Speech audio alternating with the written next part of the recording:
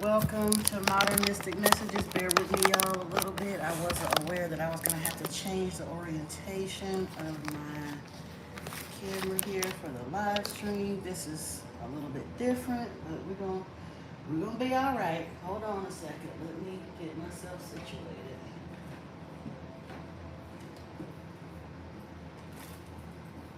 Welcome back. Whoa! I apologize for the noise that just made to anyone's ears. My sincerest apologies. I was just trying to get up a little higher here so that we could do our thing. There we go. Welcome back, Neona. My apologies. I hope you can hear me okay. I am trying to get situated. I don't think. Oh, you know what? Maybe. Hold on. Oh, it's locked. Hold on.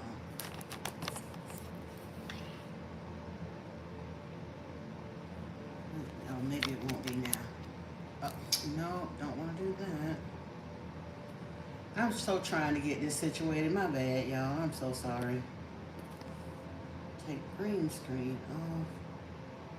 Yeah, I don't think I can change the orientation at this point, so can y'all hear me okay as it is? I'm trying to, I had to rig something here, but are you able to hear me all right?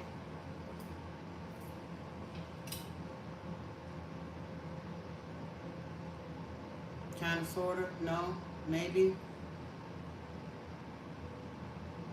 You think, you thought I was taken by Emma? No.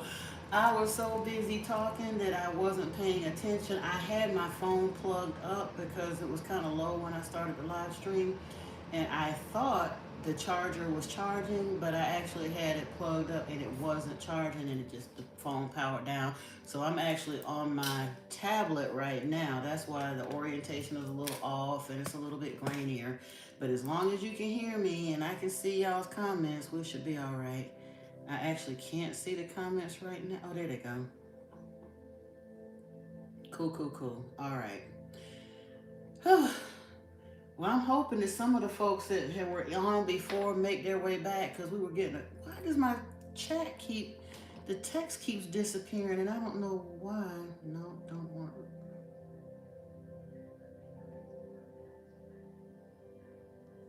Oh, Lord. Okay, and then why can I not see the text? Hold, I'm trying to. No, top chat. Oh, live chat. There we go. I have never live streamed from here, so it shows up. The text shows up completely differently on here. What in the world?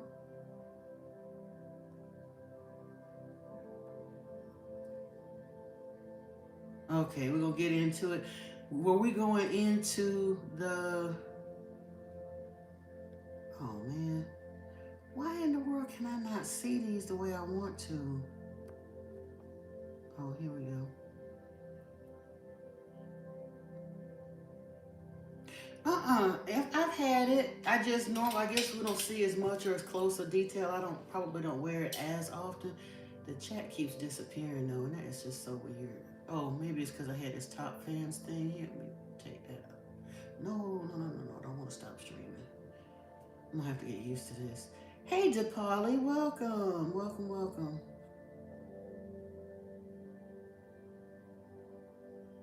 No, I don't do Voodoo, Copy Ninja. I don't play them games at all. And Blusty, that what you're saying, Yeshua is the way and the truth and the life, is true, but not in the way you think. Christianity got y'all all jacked up. Hey, Zombie Hugger, welcome. My day was fine.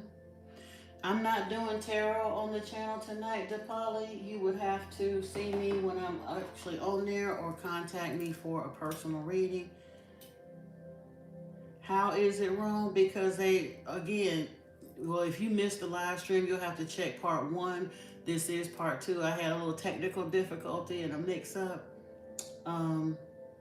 Yeshua, well, again, to put it short, Blusty, Yeshua was not teaching people to follow Christianity. He told the Yahweh worshiping Jews that the Elohim that they were worshiping was not the Elohim that sent him. He said, "You don't know my Father. You worship your father, the devil." And Christians don't want to accept that. He told the Yahweh worshiping Jews that they were worshiping at the synagogue of Satan. And Christians don't want to accept that either. They've declared themselves the Israel of God, spiritual Israel, but Yahweh hated the Israelites too. He told them he was done with them, that they were a stiff-necked people, and he washed his hands of them. He talked mad crap about the nation of Israel back in like Isaiah, Ezekiel, all the rest of them, Amos, Obadiah, all of it. You said Islam worships Baal. Yes, and Baal is Yahweh. Christians worship him too, and so do Jews. That's the part people don't understand. In the Bible, Blusty, it clearly says that he hated Israelites. Because, again, Yahweh ain't the true God. Yahweh is a storm God. Yahweh is a hateful, vengeful, Anunnaki leader who came here and lied to humanity and told them that they were gods, but they're not. They were not gods. Do I support Israel? I don't support any of them. I don't support. I'm not against them. But by the same turn, I'm not involved in the politics of the world because I know that that is not what people purport it to be. And again, all of the Abrahamic religions are worshiping Yahweh, which is why there is no peace on this earth. So it ain't that the Jews are right or wrong, or the Christians are right or wrong, or the Muslims are right or wrong. All of them hate each other. Go look at Sharia law. If you ain't one of them, they want you gone. The Jews, if you ain't one of them, they'll kind of sort of deal with you in business, but ultimately they stick to their own and want you gone. Christians, everybody that don't believe in them, they'll come with the bless your heart and then turn around and wish you into the pits of hell. They want you gone because they worship a violent monster. If you don't mind me asking, what do my earrings mean or represent? This is a hand of Fatima. This is considered a protection symbol. It's got an evil eye on it and the hand of Fatima. Or a Hamsa. It is a protection symbol.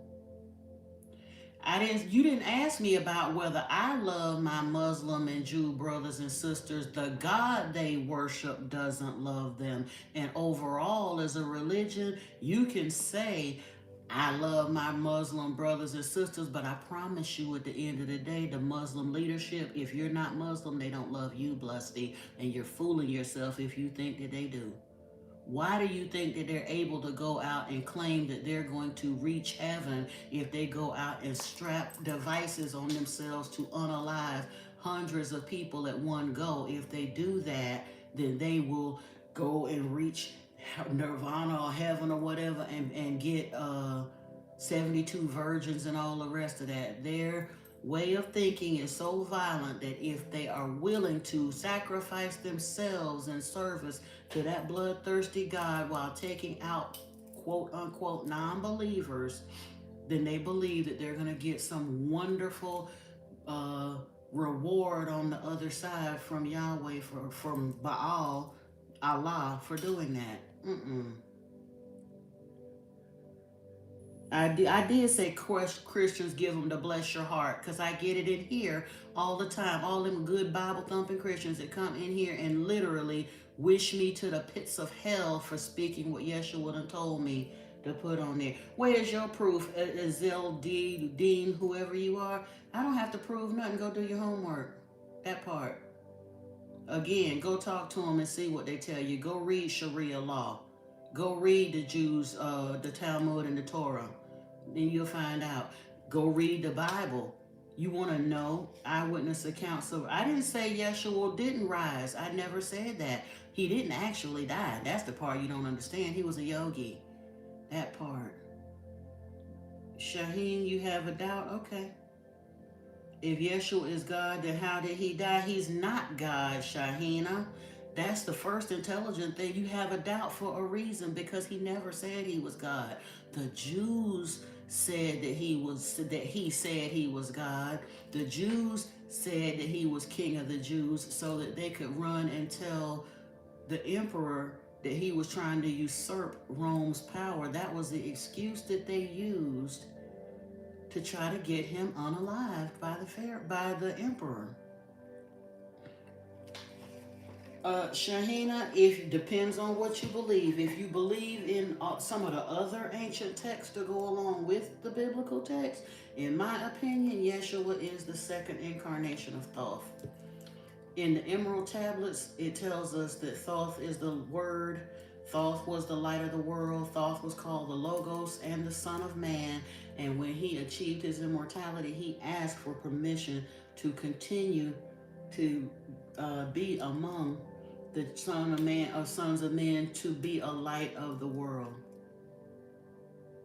I didn't say he wasn't a historical figure. I believe that he was here.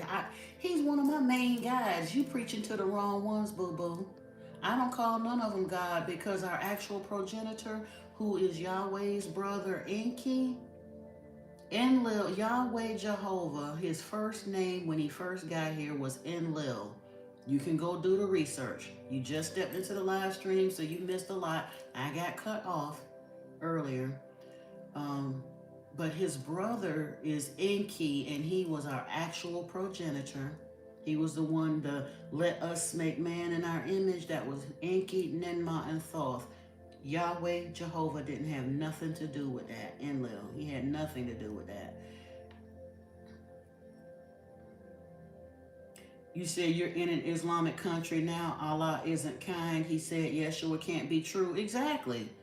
I tried to tell Christians, do not believe that Yahweh doesn't love Yeshua, because they tell that lie in Christianity, that God loved the world so much that he gave his only begotten son, that whoever believed like him should not perish or but attain eternal life. Now, that's not truly a lie. The way the interpretation Christians give it is a lie, because they make us believe that the Elohim who Yeshua was referring to is Yahweh, and that's exactly opposite. Yeshua in John chapter 8 told the Jews that the Elohim that they were worshiping is the devil. That was not the Father who sent him. He told them that they were worshiping at the synagogue of Satan. Who worships in a synagogue? Jews. Christians refuse to hear that in the scriptures. And according to the scriptures, that was quoted directly out of Yeshua's mouth, that they worshiped at the synagogue of Satan. But they still try to say that Yahweh is good, even though he didn't ever do good by the Israelites in the scriptures. And that's why I said Yahweh hated the Jews, because he never did right by them, ever. He turned around. Allah is a hateful but Allah is Yahweh, is Enlil, is Jehovah. They are the same. So if you think Yeshua, you think Allah is a hateful and dead God, so is Yahweh Jehovah, because they're the same. The only difference is what they chose to call him in those religions. Ultimately, Allah traces back to El, who was absorbed, one of the deities that over time was absorbed by Yahweh. Do your history. No, Christ is not our king. Again, you're buying into the lie that the Jews used to get him killed. That's the lie they told on him to get him executed, that he said he was king of the Jews. He did not say that. The Jews said that about him in order to use that as an excuse to get him delivered up to the Romans for execution.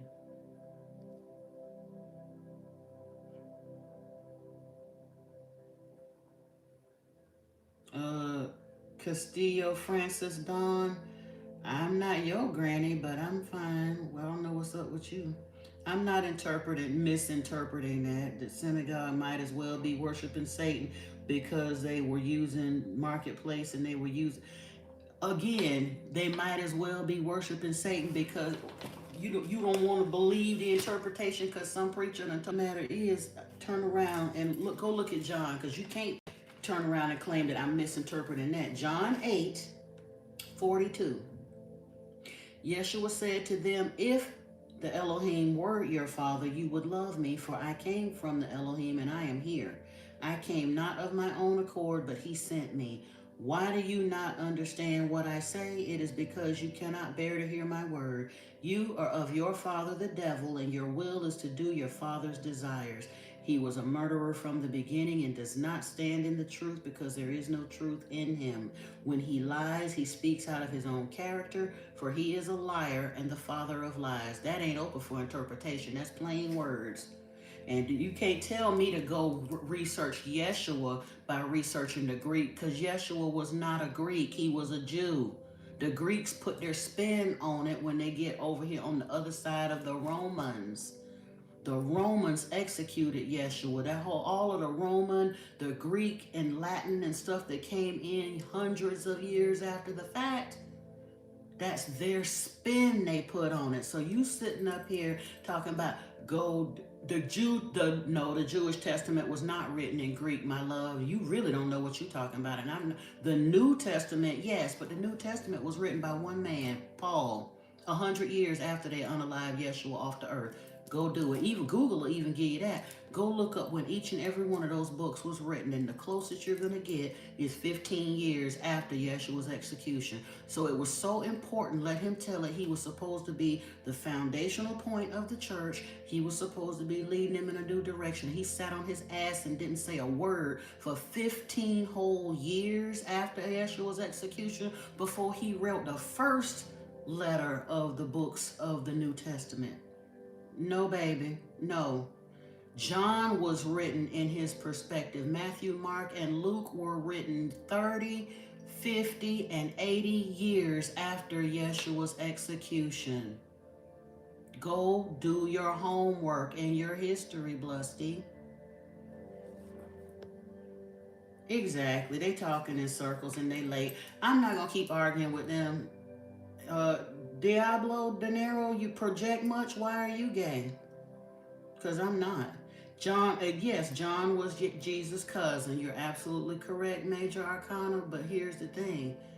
Matthew, Mark, and Luke, I'm not saying there wasn't disciples named Matthew, Mark, and Luke, but Matthew, Mark, and Luke didn't write the Gospels of Matthew, Mark, or Luke.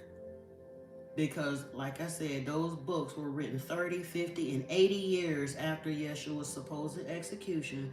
And the stories that they tell are so verbatim that there's no way that they were written by the same person. They have to be. There's no way that three different men gonna sit down and write the same account and choose to give exactly the same details in exactly the same order, verbatim, 80 years after the fact. Nobody will ever make me believe that.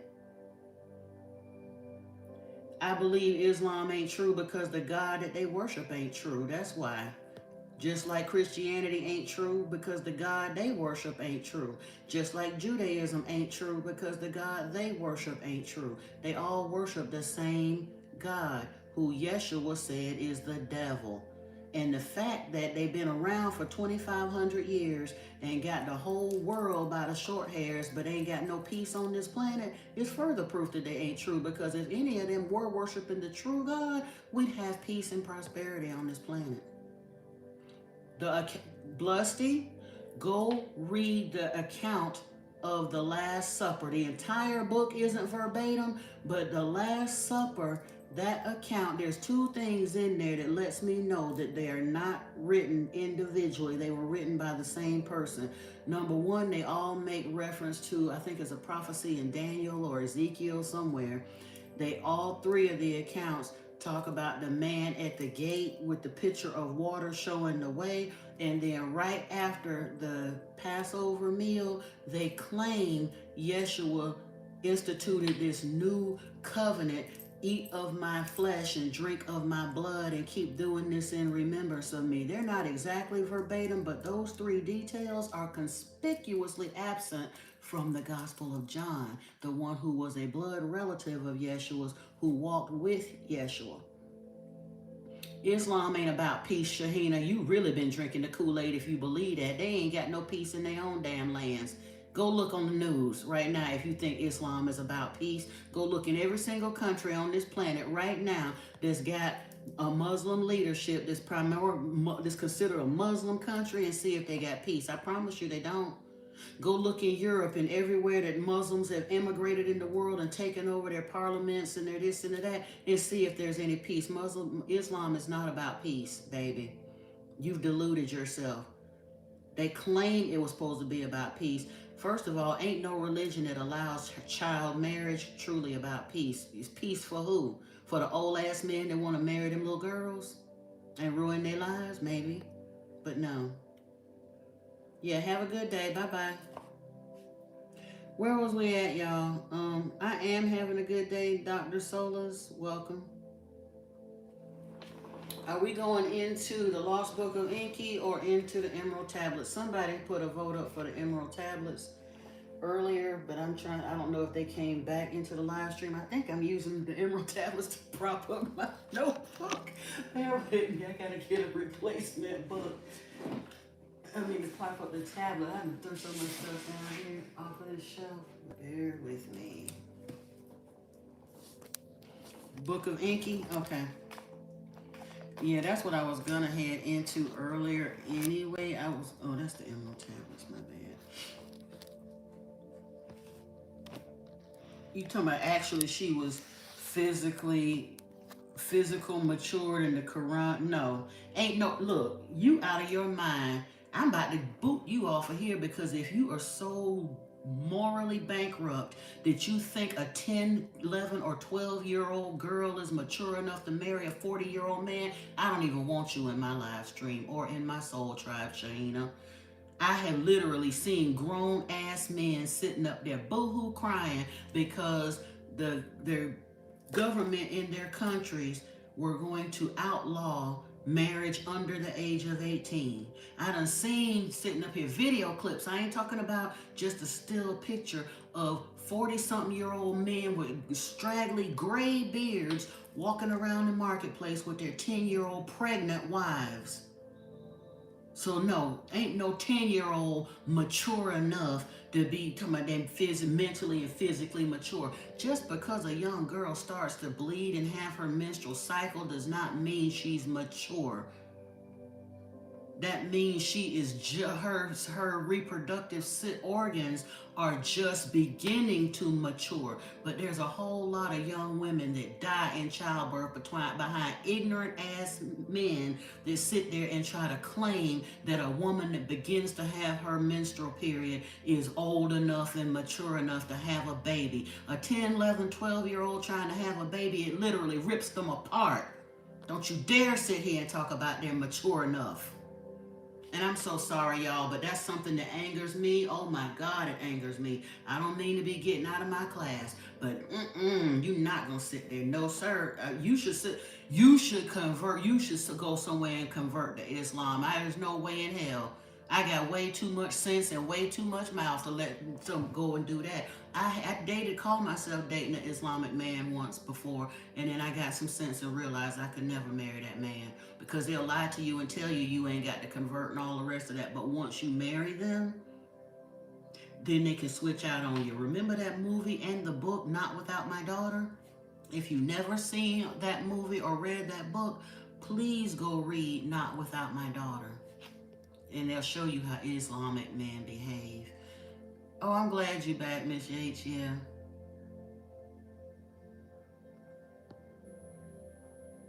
And the crazy part is these people that sit up there and want to advocate for Islam, they've never lived in an Islamic country because there's too many people that was born and raised in them countries, once they make it out, will tell you how evil living under Islamic law is. And then they're going to sit there and talk about I should convert to it. The devil is a lie. And you are too, Andalus.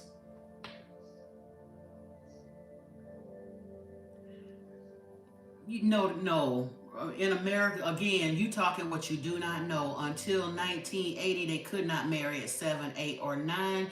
In some states, earlier up until the 20th century, they could marry at the age of 14 with parental consent. in some states. Many states have repealed that law. In the 1800s, they could marry at 13, 14, 15, and 16 all over this planet, Shahina, but that don't mean it was a good idea and a good thing to do. And the reason I know it wasn't a good thing to do because the birth rate, mortality rate for women and children were very high when they was out there marrying off 13, 14, 15-year-old girls.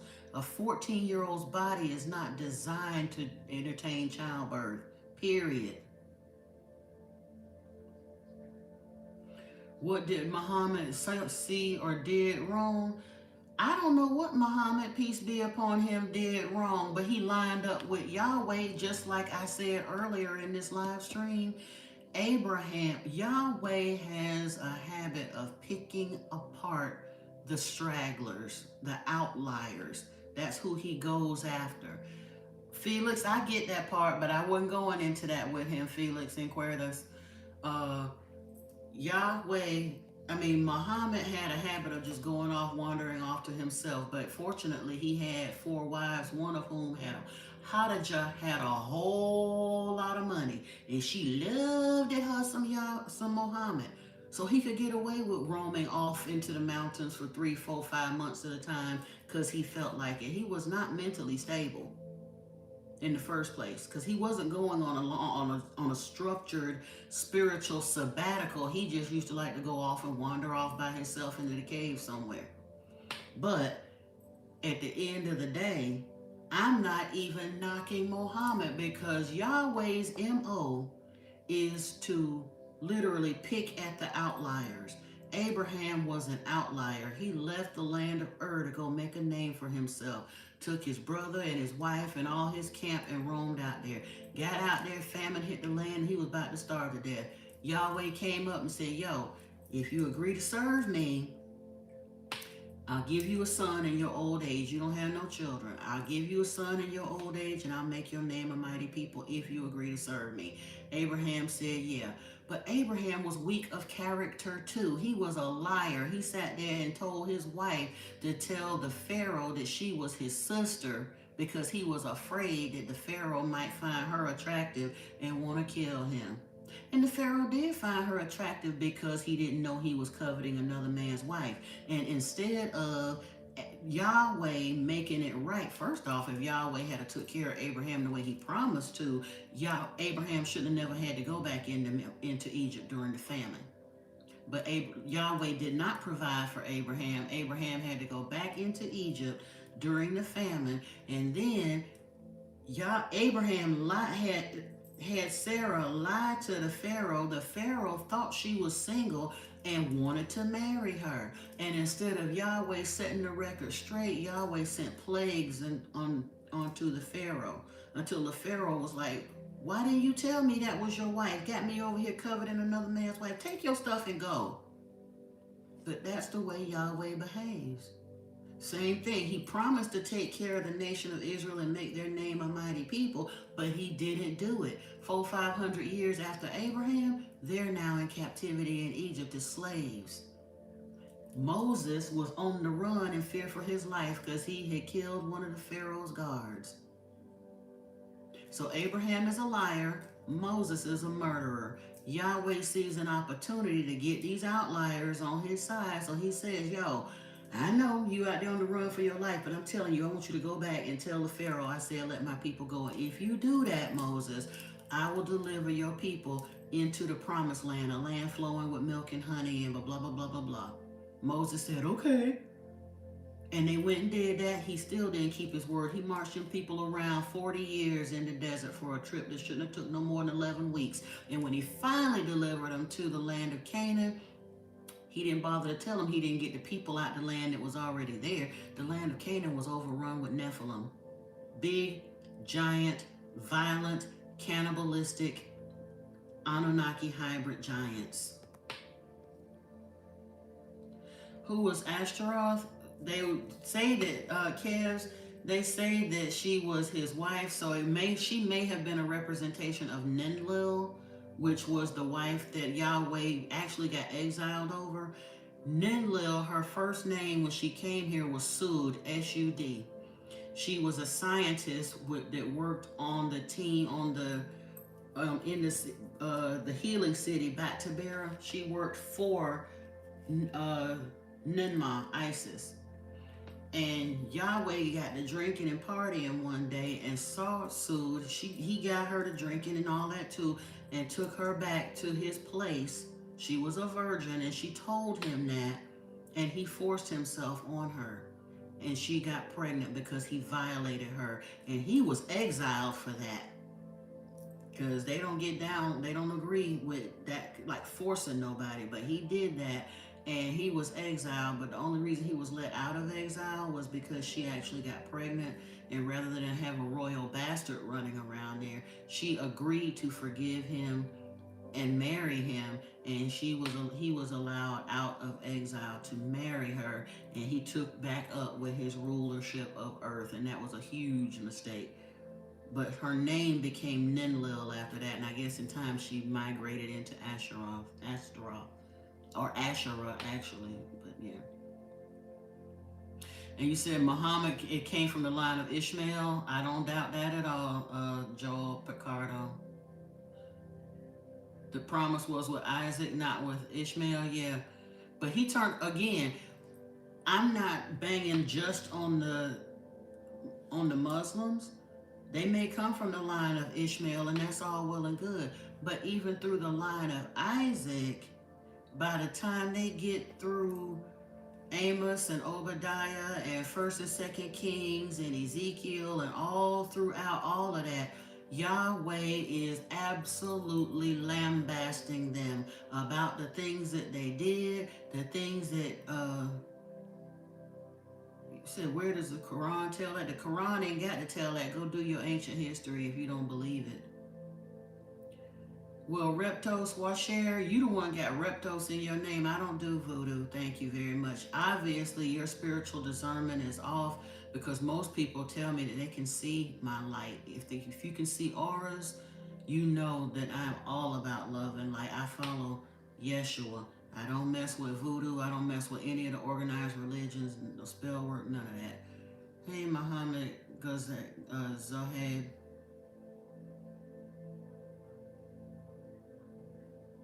Hey, Sohil Billy, or Sohil Bill. Let me see. But I am going to get into the Lost Book of Enki because we had a request for it. But before we do that, I am going to read part of the book of Ezekiel because people want to know why I say Yahweh hates the Israelites. And again, this is only one example. There's all over the Old Testament you can find Yahweh laying into these people. You from India, Gujarat, awesome.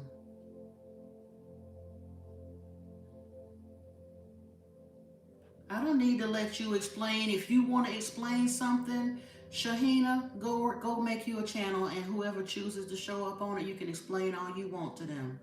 Because you're not going to explain away Islam to me and make it be a gentle religion. The devil is a lie. Hey, Bobby Brown. Ezekiel 22. Now this is Yahweh speaking of the nation of Israel through his prophet, scribe, whatever you want to call it, Ezekiel.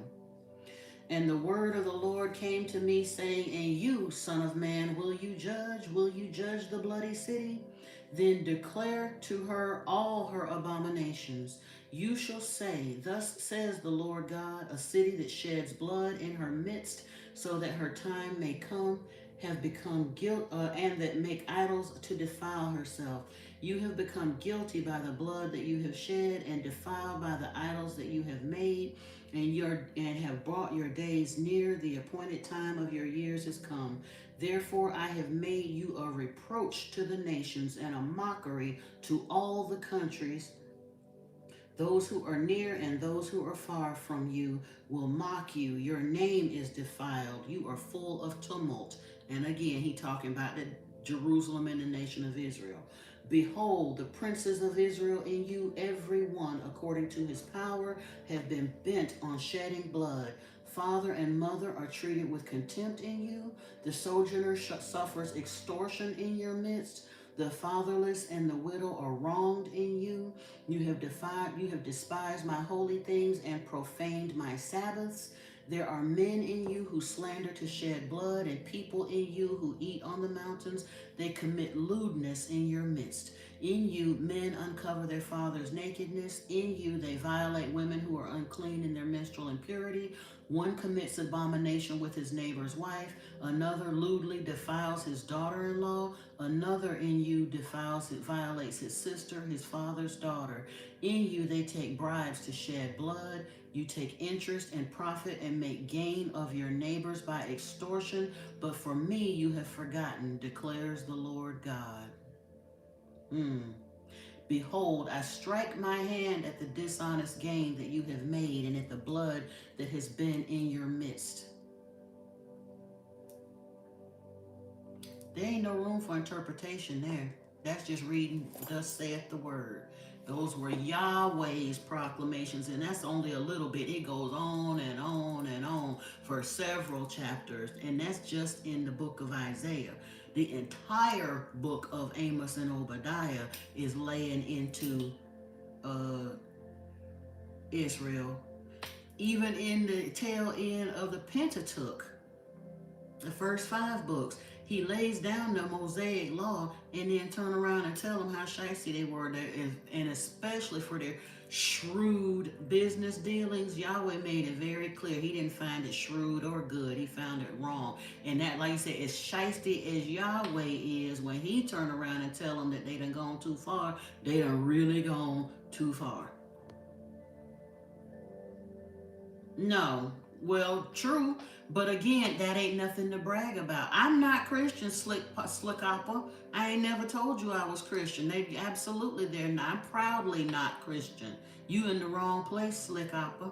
You don't have a clue what you're talking about. But you talking about, are we not the true Israelites, Bobby Brown? That's what I'm saying. If you really read the Bible or the Torah or the Talmud, you will sit down and be very quiet about who the true Israelites are. Being a true Israelite ain't nothing to brag about. The Israelites was a cutthroat, nasty ass, shisty ass people. The thing that people should be proud of is if they could find their way to be of the line of Yeshua. Not just being an Israelite. The Israelites were quite disgusting in the Bible, to be honest with you. Like I said, the Levitical priests, they became the priesthood got started right at the foot of Mount Sinai because the Levites was cold-blooded enough that just because Caleb said so, they went through the camp and killed 3,000 Israelites that night. Yahweh didn't tell them they had to do that. They did that because they wanted to call themselves appeasing Yahweh. They killed their brothers and their sisters and their mothers and whoever. They killed 3,000 people in one night just because Caleb said, who will stand with me? That's some cutthroat, nasty, low energy behavior. Nobody in their right mind should want to claim to be an Israelite or be so proud to be an Israelite. Like I said, Yahweh picked out the outliers, and they behaved so poorly, even he washed his hands of them.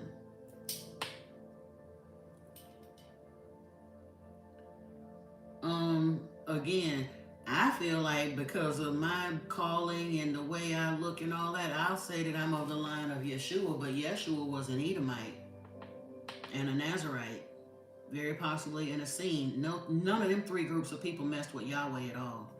I have given my life to Yeshua. Mike Kitsio, you have no Kizito, whoever you are. You don't be bop up in here. You don't I've never seen you in my live stream before. You have no idea what we talk about here or what we do. I'm gonna help you. Please help. Do you need to get some damn decency and some common sense? I ain't got time for silly ass people. No, Slickopper, it don't attract demons. Again, this is everything that could actually help somebody. Christians will tell you against it. Oh, the evil eye attract demons, so they don't want to use it. Crystals are bad, even though they could help align your chakras. Oh, I'm sorry, aligning your chakras is bad, even though your body got chakras that need aligning. Yoga is bad, even though it could help you get yourself together. Everything that could actually help us, Christians will turn around and tell you it's evil because the church tell you it's evil. And you know what, our colleague, whoever you are, first of all, you keep spamming and you're getting ready to get put out of here. Deuteronomy, where divination was considered a sin, King Saul declared divination a sin, but he was one of the biggest hypocrites ever, because right after he declared divination a sin, outlawed it, he turned around and sent for the witch of Endor because he wanted to have a conversation with Samuel after Samuel died. So he sent for the witch of Endor so that she could go and talk to Samuel on his behalf. Hypocrites. That part. And if divination is such a sin, and again, Yahweh did say that, but there's a lot of contradictions in there. Yahweh said divination was a sin, but the Levitical priests carried the and the Thummim right behind their breastplates. And those were two divinatory tools of divination that were a part of the uniform of the Levitical priests. So know what you talking about, boo.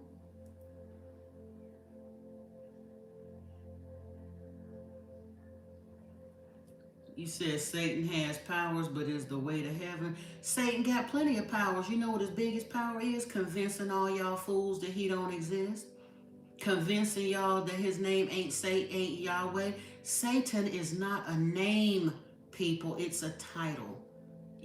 In Yahweh, Jehovah, when he first got here, if you go and read in this book, he was Satan of the Eden, and it didn't mean anything bad. It was just like governor, administrator, whatever the case may be. He decided he wanted to run the Eden after Enlil made it and built his house there and all of that. Yahweh, Enlil came in and said, yo, I'll take that. And Enki had to go and build another house. He went into the Absu. So Enki's title was Ea of the Absu and Lord of the Waters. Enlil's title was Lord of the Command and Satan of the Eden. Because those were two. The Eden was one area. That's where the garden and the laboratory and all that was at first. And I don't think it's Slick Appa. I know it. Yeshua said so. I just finished reading John chapter 4 where John chapter 8 where Yeshua told the Jews that he was the devil. Say in it again, that his greatest tool is convincing the world he doesn't exist. His greatest tool is his anonymity. But the scriptures tell you the whole world is lying in the power of the wicked one. They tell you right there in plain sight. Under Luciferian law, they have to tell you the truth, even if they hide it in plain sight. And the Bible says the whole world is lying in the power of the wicked one. And 3/4 of the planet right now today worships Yahweh in one form or another. Is that not holding the whole world in the power of the wicked one?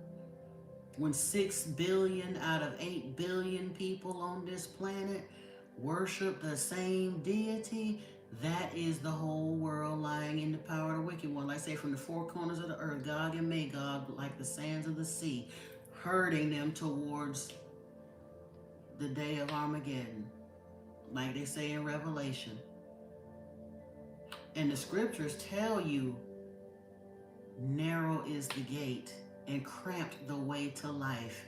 But 6 billion other people on the planet choose to worship Yahweh and think that the ones who refuse to worship Yahweh got it wrong and twisted. Again, you don't read your own book with understanding, or you know you follow in the wrong direction. Slick Appa, I don't believe in heaven the way Christianity teaches it, because that's not a heavenly principle. Yeshua said the kingdom of heaven is within you. Jesus and Yeshua is not the same thing, but stick on your ignorance. We ain't going there. Jesus, though Yeshua is not the sand and the sea is not Armageddon. That's not what the book says. Go read it. Revelation, we read it all the time in here. But I'm not gonna keep arguing with y'all. I've got to get into the book of Enki here for those who wanted that information. Do I think Allah and his messenger saw wrong? I think I think Muhammad saw wrong because Allah, Yahweh, wanted him to see wrong. Yahweh admitted in the Bible that he don't mind pushing lies into people. And Yeshua said, and John said in the account of the Last Supper and all of that, that after the Passover meal, Yeshua washed their feet, and then the devil entered into Judas, and he went off to betray Yeshua. Revelation 11:9. Now I gotta see what you're talking about. Because there's some other stuff that he say in Revelation as well.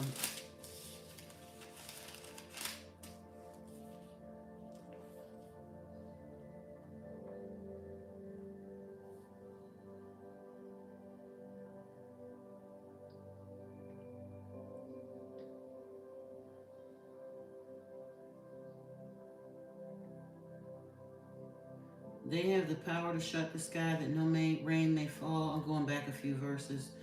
That no rain may fall during the days of their prophesying. They have the power over the waters to turn them into blood and strike the earth with every kind of plague as often as they desire. And when they have finished their testimony, the beast that rises from the bottomless pit will make war on them and conquer and kill them, and their dead bodies will lie in the street of the great city that symbolically is called Sodom and Egypt, where their Lord was crucified. For 3.5 days, some of the people and tribes and languages and nations will gaze at their dead bodies and refuse to let them be placed in a tomb. And what was it? Hold on. I'm about to say, I done read past. I don't see nothing about no sand and no sea in Rev 11:9. For 3.5 days, some of the people and tribes and languages and nations will gaze at their bodies and refuse to let them be placed in a tomb. It don't say nothing about the sand or the sea. He just came up with something. But what I do say, you said, excuse me. And a lot of these translations are, but one of the things I do like in Revelation is in chapter 20, where it says, I saw an angel coming down from heaven holding in his hand the key to the bottomless pit and a great chain. And he seized the dragon, that ancient serpent, who is the devil and Satan, and bound him for 1,000 years and threw him into the pit and shut it and sealed it over him so that he might not deceive the nations any longer until the 1,000 years were ended. After that, he must be released for a little while. And when the 1,000 years were ended, Satan will be released from his prison and will come out to deceive the nations that are at the four corners of the earth, Gog and Magog, to gather them for battle. Their number is like the sand of the sea. And they marched up over the broad plain of the earth and surrounded the camp of the saints and the beloved city. But fire came down from heaven and consumed them. And the devil who had deceived them was thrown into the lake of fire and sulfur where the beast and the false prophet were, and they will be tormented day and night forever and ever. That part. Again, but the sand of the sea, that's referring to the number. It said that the number of the people that he had deceived was like the number of the sand of the sea. And I'm telling you, here and now today, you can go look up the statistics. 75% of this planet worships Yahweh in one form or another, whether they call him Jehovah, Yahweh, or Allah. 75% of the planet is worshiping Yahweh. Is that not like the numbers of the sand of the sea? When the scriptures say that the whole world is lying in the power of the wicked one, is that not? When you got 75%, the planet, as far as they know, the planet is more populated now than it has ever been in any point in history, resets included. And 75% of the planet has been deceived into continuing to worship Yahweh, even though Yeshua said that Yahweh was the devil. No, I don't think the devil is Yeshua. I said Yeshua said that way is the devil. You didn't hear me to say that. You so busy trying to get your arguments off, Slick Oppa. You're not listening to what I said. And Mads here, he was a yogi and was into a lot of spiritual practices, so it would not surprise me at all if he smoked weed.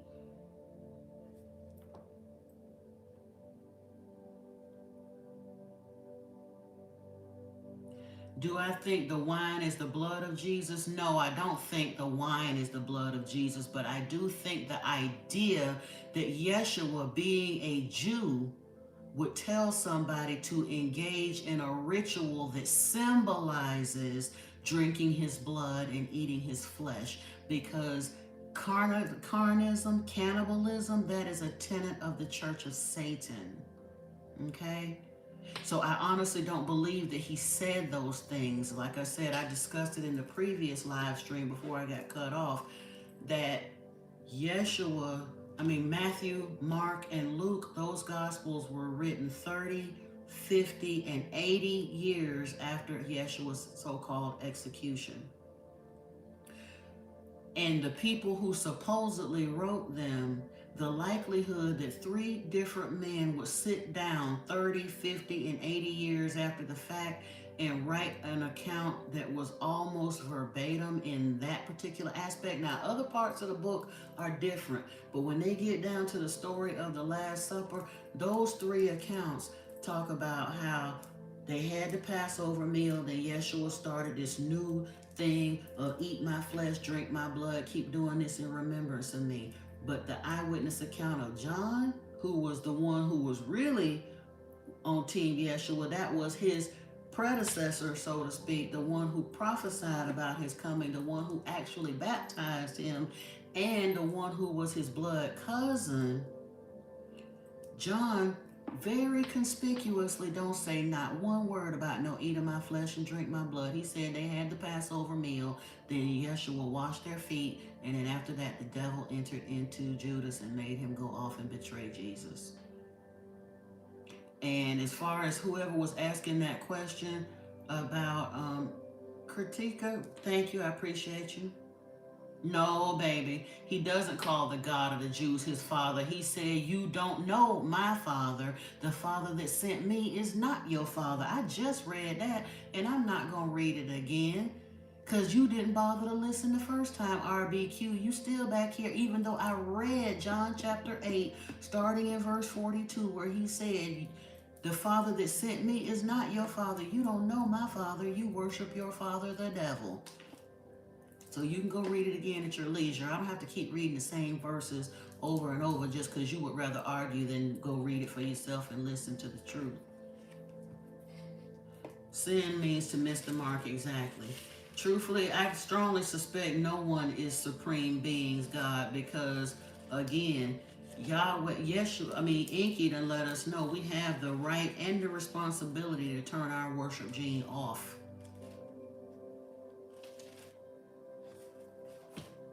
Okay. Well, Yeshua done told you don't worship him. He told you that. So people choose to worship him anyway after he done said don't do it. That's exactly why he said, in that day, many will say to me, Lord, Lord, didn't we prophesy in your name and expel demons in your name and perform many powerful works in your name? And yet I will say to them, I never knew you. Get away from me, you workers of lawlessness.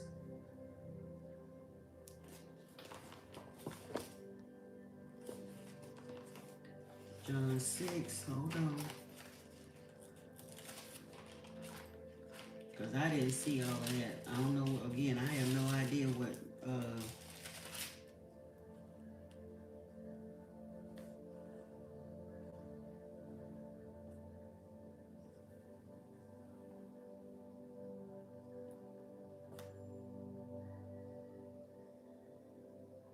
and okay, even at that, there are things that are put in there because, again, I'm going to say it one more time.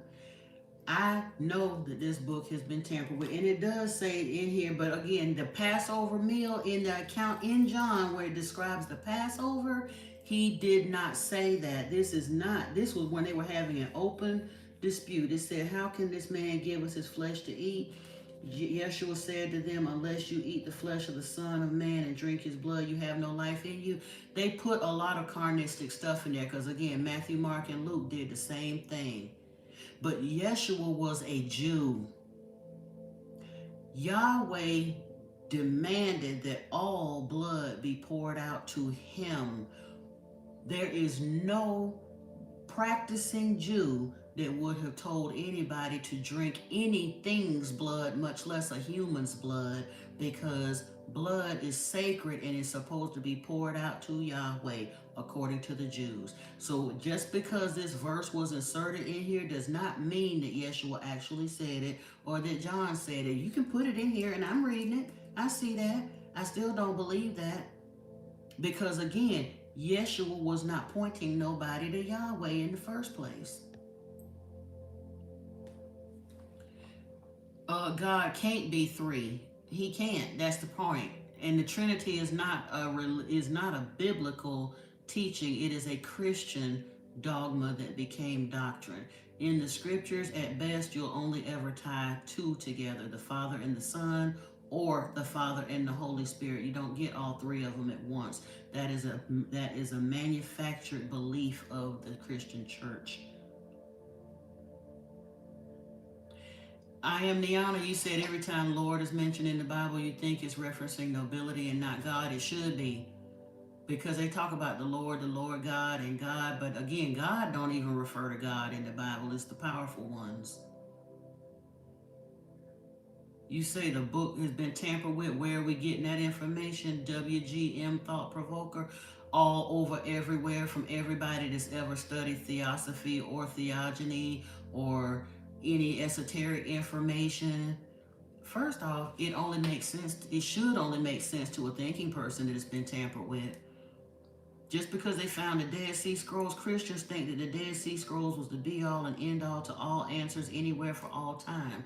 But they've been steadily finding and digging up them books up out the ground for the last 300 years. There are quite literally, at this point, hundreds of thousands of ancient texts that have been discovered. Now, all of them may not have significant spiritual value, but the library at Nineveh by itself, Ashurbanipal's library, which was part of the Library of Nineveh, had over 25,000 volumes of information in it. So you really think that the Dead Sea Scrolls was all the information that we was ever going to get? You can't line up 10 people in a room. They've done it over and over again. They call it playing telephone. Give a person at the head of the line a sentence, and by the time you get 5 people down the line, it's no longer the same. You really are naive enough to think that these books have survived to 5, 10, for 15,000 years without being adulterated or doctored at all? Look how many versions and translations of the Bible that we have in the last 500 years. They've been adulterated within the last 500 years. You know good and full well they've been adulterated over the past 5, 10, 15,000 years. Do you hear this person? You ain't no thought provoker. You are a sheeple that's choosing to keep your mind closed. You said, where do we get this information from? And I'm telling you from all over the place. So you say, so basically no source. But if I told you that some pastor said it from the pulpit, then it's valid. But because people that have made it their life's work to study these documents say it, then it's no source at all. Carry your ignorant self somewhere. Because you need that name, thought provoker. You lying to yourself, bro. You ain't provoking thought at all.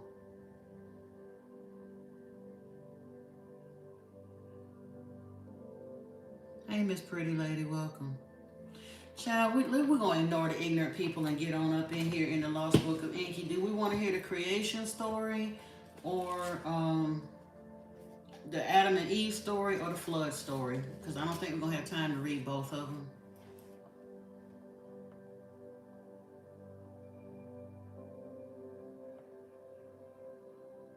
I honestly think the creation story would be a good place to start tonight because these people really don't understand. I actually got the book open to the 6th tablet, creation. Okay.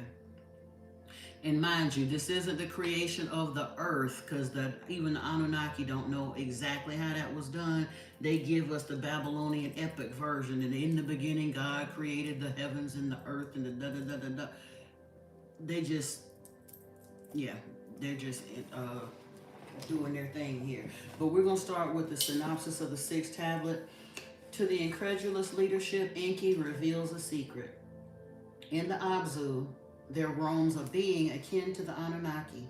By augmenting its life essence with that of the Anunnaki, it can be upgraded to be an intelligent primitive worker.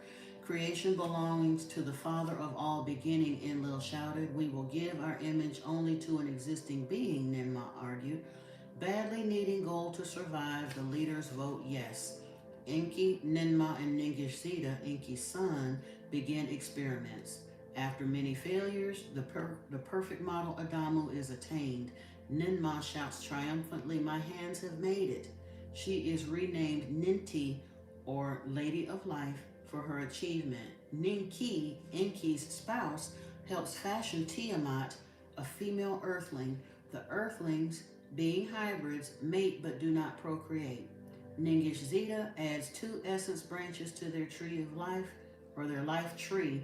Discovering the unapproved ongoings, Enlil expels the earthlings. Hey Zion, welcome. Why are there four gospels with differences and details amongst them?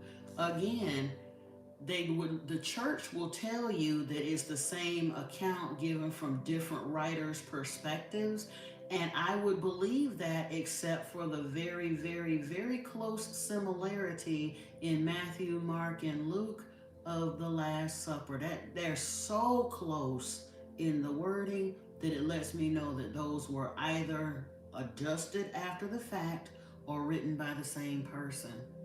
But either way, they were written much later. It strikes me as odd that all of these people that, well, probably, it don't strike me as odd for real, because most of Yeshua's disciples probably couldn't read and write. Yeshua was not broke. He was very well educated. Mary Magdalene wasn't broke. She was very well educated. But most of Yeshua's actual disciples probably could not read and write. John probably would have been able to, because of him being a close cousin of Yeshua's. But when you read that part of those accounts, and they're almost verbatim the way they're telling that story, 30, 50, and 80 years after the fact, the likelihood that they were written by the actual disciples is very slim to none.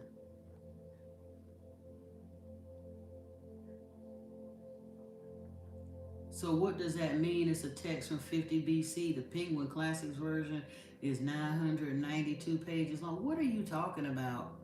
RQ, whoever you are. The Penguin's Classic version of what? I don't have to quote a source, because I'm not sitting here with the book open quoting a source. I'm getting ready to read from one of the sources right now. Whoever you are, our thought provoker. I don't have to prove nothing to you. You're just here to argue. Because if I had to stop and go back and quote every source word for word, we would be here all night and never get nothing done, which is what you like to have happen. But what I can do is just remove you from the chat and you can go on about your business. That part. Cool. You say you blocked both of them? Supreme, did I make you? I'm gonna make you one now. How about that?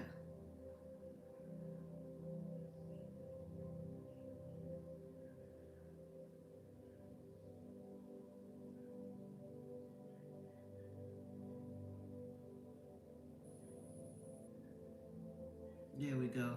All right, we're gonna jump on in here into the sixth tablet, because, like I said, you got time for the foolishness. Okay. We getting rocking and rolling right now, Miss Pretty Lady. Now, mind you, this is in a poetic form, so just kind of chill. I mean, you have to. We'll stop and you let your mind wrap around it, because sometimes you get caught up in the poetry of it and don't really catch what was said. But we'll keep going. To create a primitive worker, By the mark of our essence to fashion him, so was Enki to the leaders, saying, the being that we needed already exists. Thus did Enki to them a secret of the Abzu reveal. Excuse me. Now, they were debating how to get this gold done because in the fifth tablet it had gotten so bad. The Anunnaki had been there literally 144,000 years, 40 shars, mining the gold by themselves before they ever even considered making a worker to help them. But it was so hard, and the workers were getting tired. Some of them would come back and swapping in and out and all the rest of that stuff. So they said that they wanted some help or they were going to mutiny. And Enki and them was like, you can't mutiny. We trying to save the planet. We need people here to dig this gold. They said, well, you better figure out something because we ain't going to keep sitting out here in this African sun, sweating our balls off, digging this stuff. You going to have to turn around and do something. So that's when Enki figured out he might be able to come up with, ooh, Anna Boo, I'm so sorry. I am so sorry to hear that. I'm sorry for your loss. Prayers to you, my love.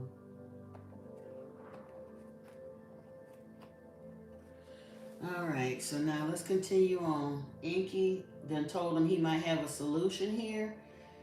With astonishment did the other leaders Enki's words hear. By the words they were fascinated. Creatures in the Abzu there are, Enki was saying, that walk erect on two legs. Their forelegs they use as arms, with hands they are provided. Among the animals of the steppe they live. They know not dressing in garments. They eat plants with their mouths. They drink water from lake and ditch. Shaggy with hair is their whole body. Their head hair is long like a lion's. Their head hair is like a lion's. With gazelles they jostle. With teeming creatures in the waters they delight. The leaders to Enki's words with amazement listened. No creature like that has ever in the Eden been seen, Enlil disbelieving said. Eons ago on Nibiru, our predecessors like that might have been, Ninmah was saying. It is a being, not a creature, Ninmah was saying. To behold it must be a thrill. So they're even acknowledging their planetary evolution, that at one point in time, they may have come from beings that appeared very similar to this. Enlil was saying he hadn't seen none in the Eden, but Yahweh had already cleared a lot of the land in the Eden. He put a house there, he made a garden there, he made a laboratory there, and then Enlil came and said, yo, I'll take that. So Enki didn't buck the program. Enlil was given dominion or rulership over Earth. So instead of wrestling his brother about it, he just said fine, and he went into the Absu, which was actually a larger area of land anyway. The Garden of Eden was in, like I said, in the Mesopotamia region, in that little pocket. The Absu literally cut a swath all the way across the belt of Egypt, from the Gold Coast all the way through and then down into South Africa. So he basically had 2/3 of the African continent to roam and explore and find gold, and he was doing his thing. So he just took the Apsu and went on about his business. Now let's continue. To the house of life, Enki led them. In strong cages there were some of the beings. At the sight of Enki and the others, they jumped up with fists on the cage bars they were beating. They were grunting and snorting. No words were they speaking. Male and female they are, Enki was saying. Male hoods and female hoods they have. Like us from Nibiru coming, they are procreating. Ningishzida, my son, their fashioning essence has tested. Akin to ours it is, like two serpents it is entwined. When their life essence with our life essence shall be combined, our mark upon them shall be. So Thoth then had already, because again, Enki and Thoth and Ninmah were scientists. They were geneticists. That's what they did, even for fun. Look at the walls of the pyramid with all them crazy animal hybrid things that they did, you know? Um, but Thoth had already looked at their DNA and had figured out that we had that those hominids had double helix DNA also, and that it would be somewhat compatible with Anunnaki DNA.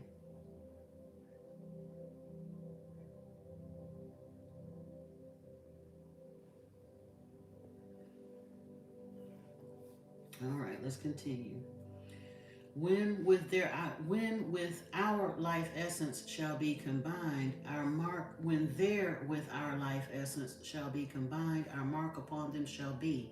A primitive worker shall be created, our commands will he understand, our tools he will handle, the toil in the excavations he shall perform.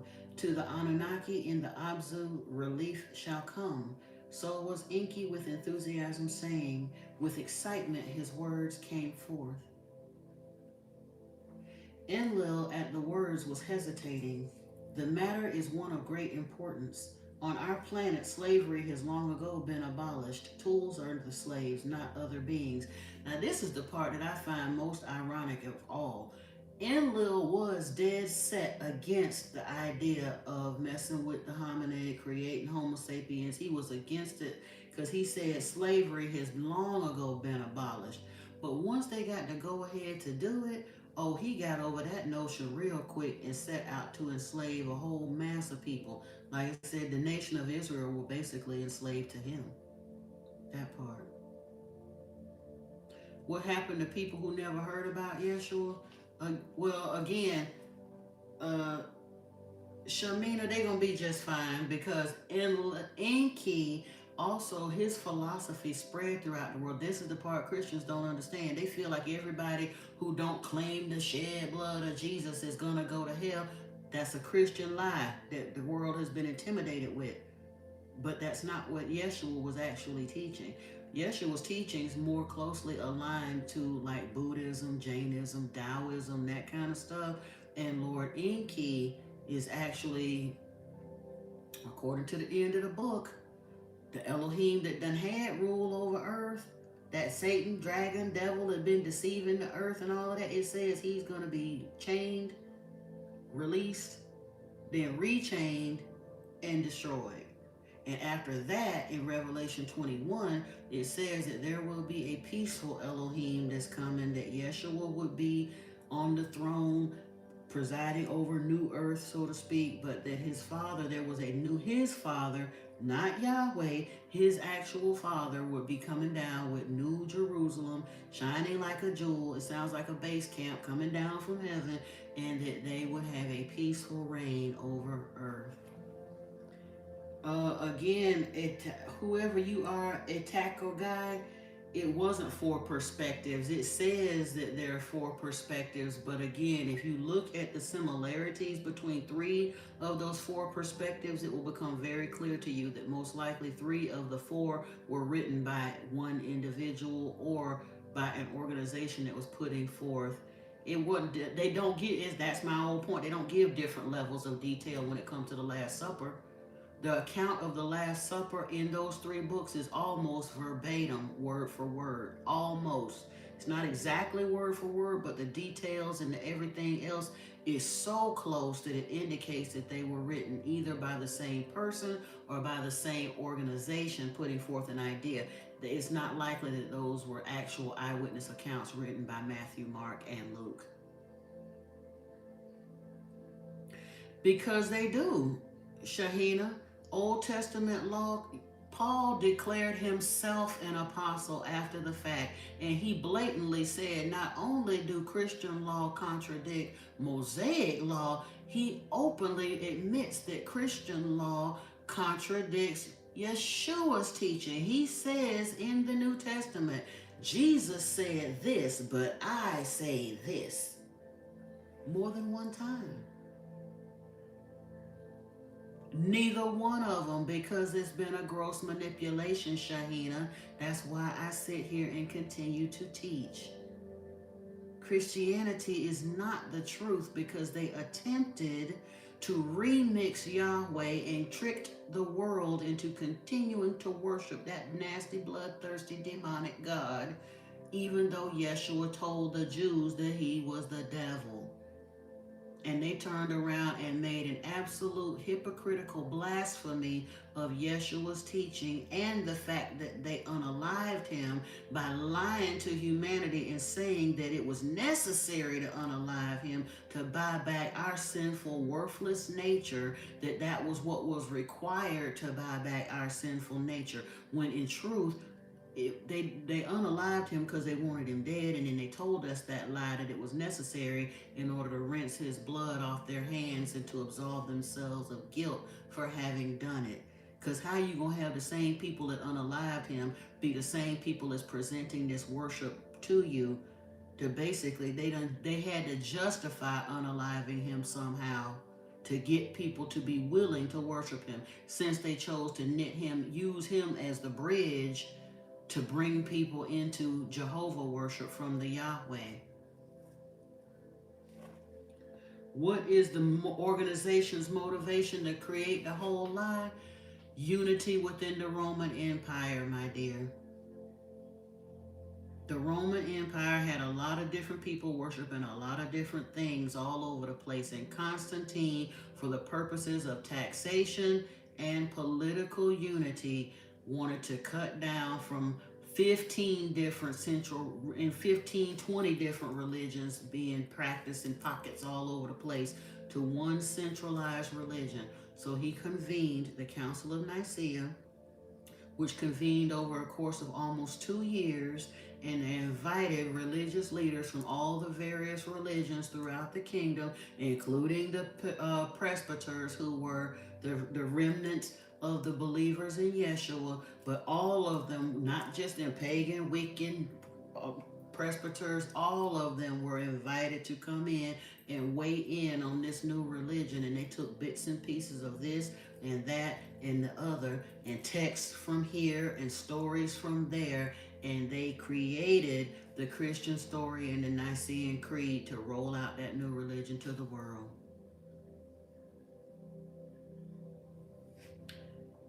Well, the only and you're right, Christ derives from Christos, and there were many Christos on the planet, but people don't understand that, Major. And the only reason I don't wear the title religion like that anymore is because of, Christianity is because I don't want to be in any way misconstrued with Christianity, because I am a follower of Yeshua, but not a follower of the organized religion.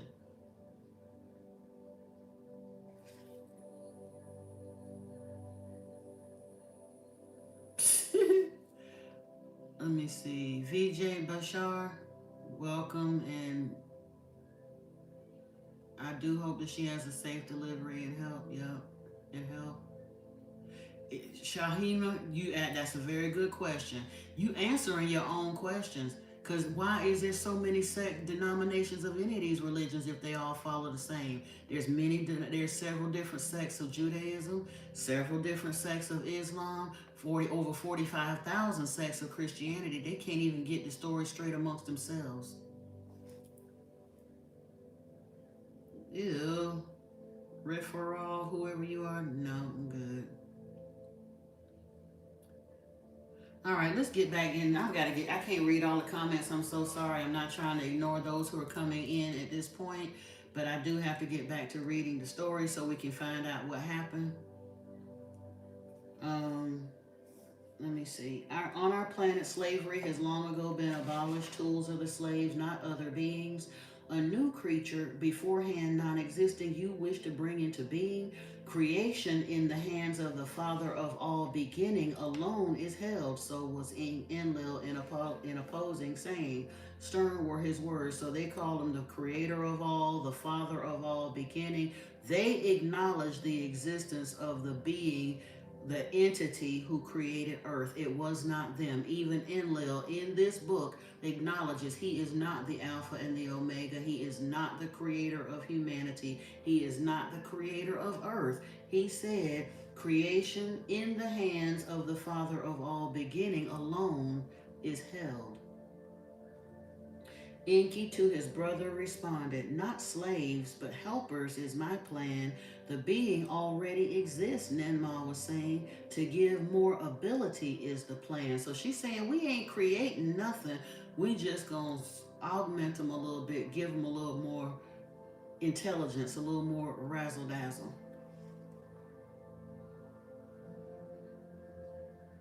No, baby, it didn't last 3 months in 325. Go look again.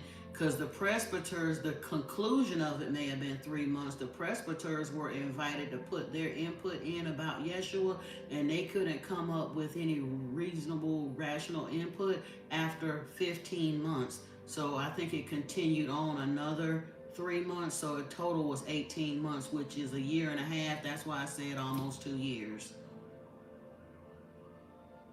They were, like I said, they were there for the presbyters had 15 months to try to come up with something, and they didn't put in any real um, contribution to the story.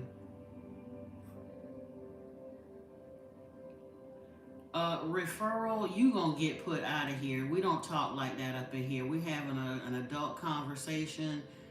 Stop it. Filth is not tolerated in here.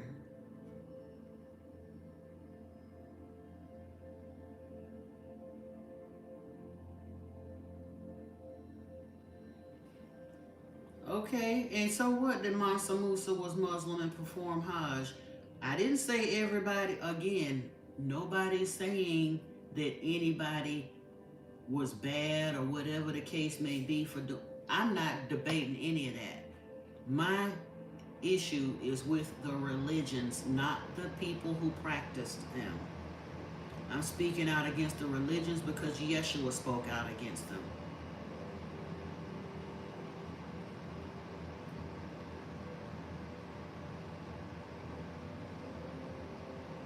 Okay.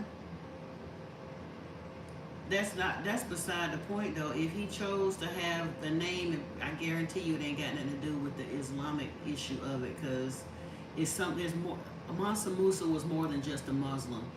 He was a black brother that went through, had so much wealth that he literally disturbed the economies of countries when he came through to visit. He had so much gold.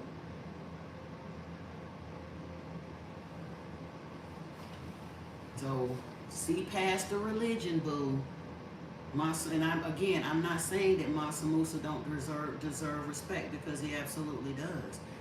And him being Muslim don't bother me one way or the other, because it's a lot of folks throughout history that have all been hoodwinked and bamboozled into worshiping one of these, following one of these religions. We're here now that we're getting this information, that the information is coming up out the ground, we're getting more insight, being able to connect the dots and all of that. We're not saying that the people that followed these things, well, again, I still think the nation of Israel was crazy to keep worshiping a God that never fulfilled his promises to them, and kept talking shit to them, and kept doing them bad, and sending them plagues and scourges and all of that.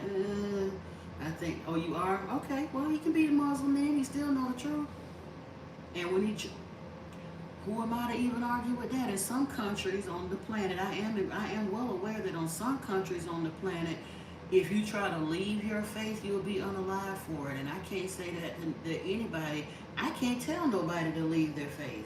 I'm just here teaching what the books say. And what they choose to do with it is their business. If spirit hasn't led them to leave out from that, then that's fine. If spirit do, call them. My spirit called me out of Christianity. But I would imagine if I lived in a corner of the world where me denouncing Islam would get me unalive, I'd probably just be kind of physically in, mentally out. They call that PMO, to do what I needed to do to survive. So,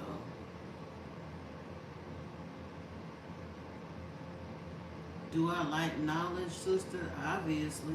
But anyway.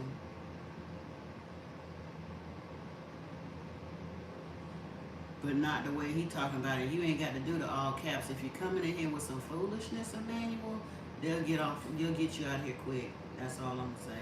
But I'm gonna continue reading. The being already exists, Ninma saying, to give more ability is the plan. So Inky is saying that humans were not going to be fashioned to be slaves. They're here to be helpers and workers. They're just giving them, they wanted to give that hybrid, the hominid, their intelligence so that they would create a worker that was intelligent enough to take direction.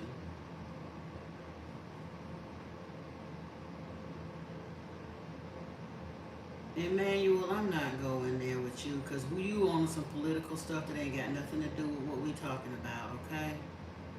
Because to be honest with you, America still ain't independent. The independence you claim about was something else. It's 1776 is when they actually signed the Declaration of Independence and all of that, blah, blah, blah. But anyway.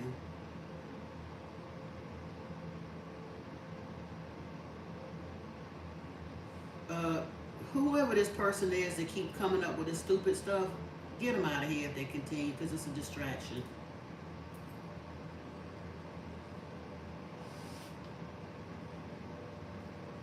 Okay, thank you.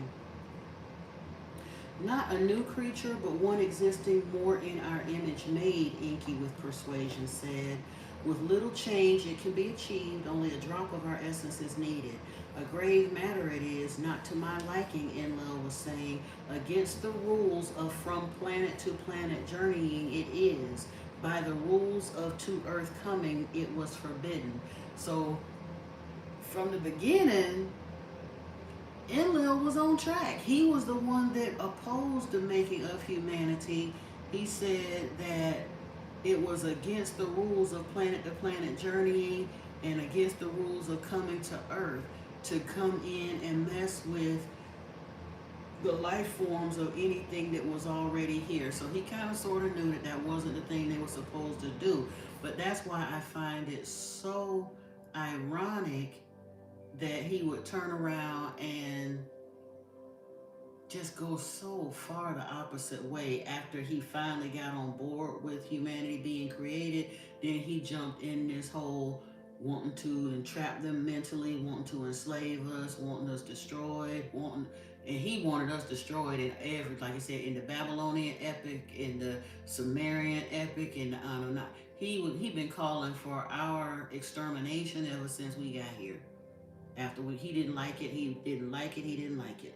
But he didn't mind taking advantage of them too. Hey, sucker. Welcome. All right. After Enlil thus had spoken, Ninmah was the one to respond. My brother, Ninmah to Enlil was saying, with wisdom and understanding has the Father of all beginning us endowed. To what purpose have we been so perfected, else of it utmost use to make? In other words, God gave us the intelligence and the know-how to be able to figure out how to do this stuff. You think he didn't mean for us to do it? Did I read the Epic of Gilgamesh? I read the Enuma Elish and Atrahasis. After seeing how badly distorted the Babylonian epic was, there wasn't no need for me to go into the Epic of Gilgamesh. We might one of these days, but we've got so many ancient texts to go through. I do want to read the book of Adam and Eve. I want to read the book of Jasher. I want to make it through Zechariah Sitchin's 12th Planet series, and then Paul Wallace has the Eden series. So I didn't bother to get the book of the Epic of Gilgamesh because it's still basically another telling of the flood story and all those other stories, but you could start seeing where a lot of those were beginning to take literary license. So I didn't bother. I might in time though. But let me continue. To what purpose have we been so perfected, else of it utmost use to make? With wisdom and understanding has the Creator of all our life essence filled. To whatever using of it we capable are, is it not that for which we have been destined? So was Ninmah, words to her brother Enlil, directing. With that which in our essence was granted, tools and chariots we have perfected. Mountains with terror weapons we shattered. Skies with gold we are healing. So was Ninurta to his birth-giving mother, saying. So yeah, Ninurta was Ninmah's son. Yeah, Ninurta was Ninmah's son with Enlil.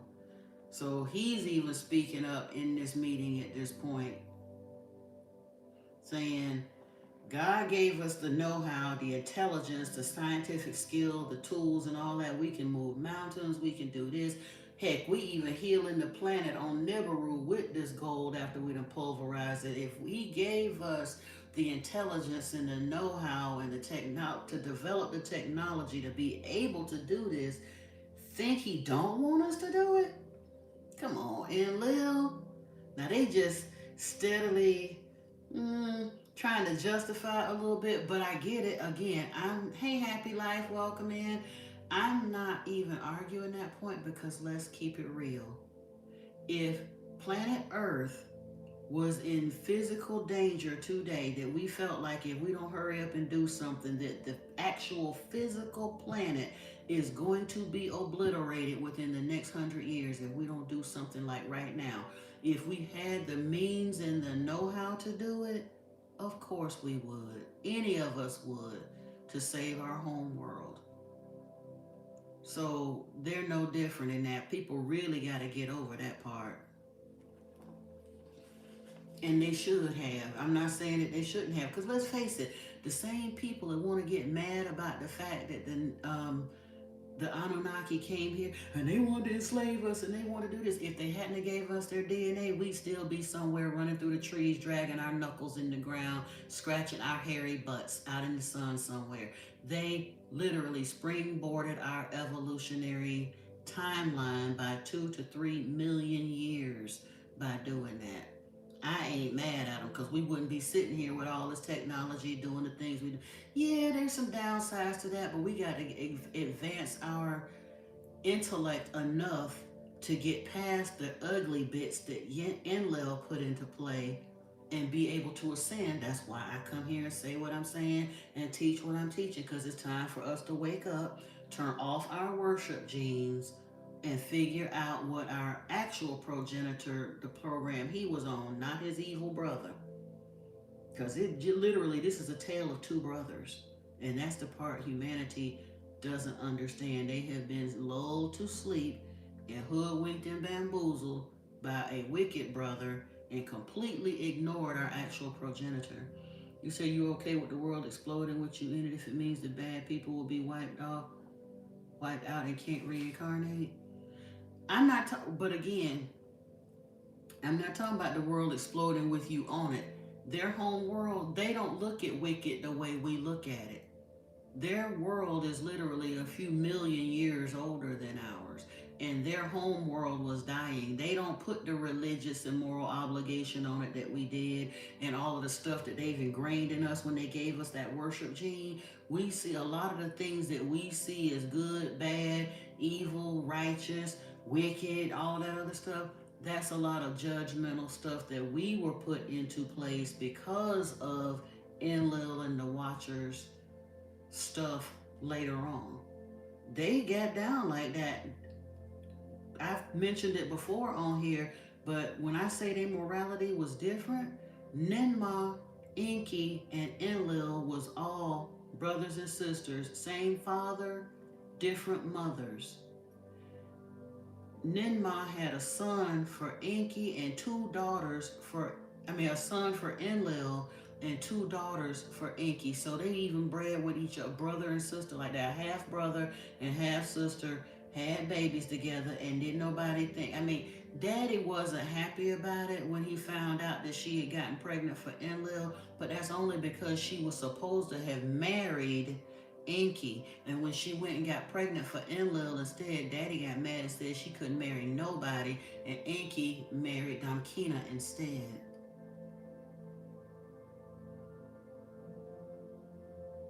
You said, Aliens is a word with different meanings. Again, Elhar 74. Did extraterrestrials build the pyramids? In my opinion, absolutely. Humans to this day, even with all of our heavy equipment and computers and this and that, to this day, they can't figure out how to even replicate the pyramids. It's obvious that non-human beings built these. And plenty of other folks in times past have visited them and say that. You talking about aliens don't exist? Again, you obviously ain't read none of the ancient texts from nowhere on this planet, because every single planet, every single culture on this planet tells a story of the sky people. Where do you think the Nephilim came from? They were aliens, extraterrestrial hybrids. So you're saying they don't exist, but that's exactly who did that. They're extraterrestrial hybrids. You said you love Labradorite? Yeah. No, aliens don't mean demons. That's something that you decided to make it mean that. Right now, to this day, if I go into, even in the scriptures, they talk about being an alien and a foreigner in a foreign land, or being an alien. It just means not from here. If I go to another country, right now, I'm assuming that's Japanese that you're writing in. If I go to Japan right now, I'm an alien. Because I'm an American plunked down in Japan. That would make me alien to Japan. Don't have nothing to do with demons. We are aliens because we are Anunnaki hybrids. Anunnaki means those who to earth from heaven came. Extraterrestrial.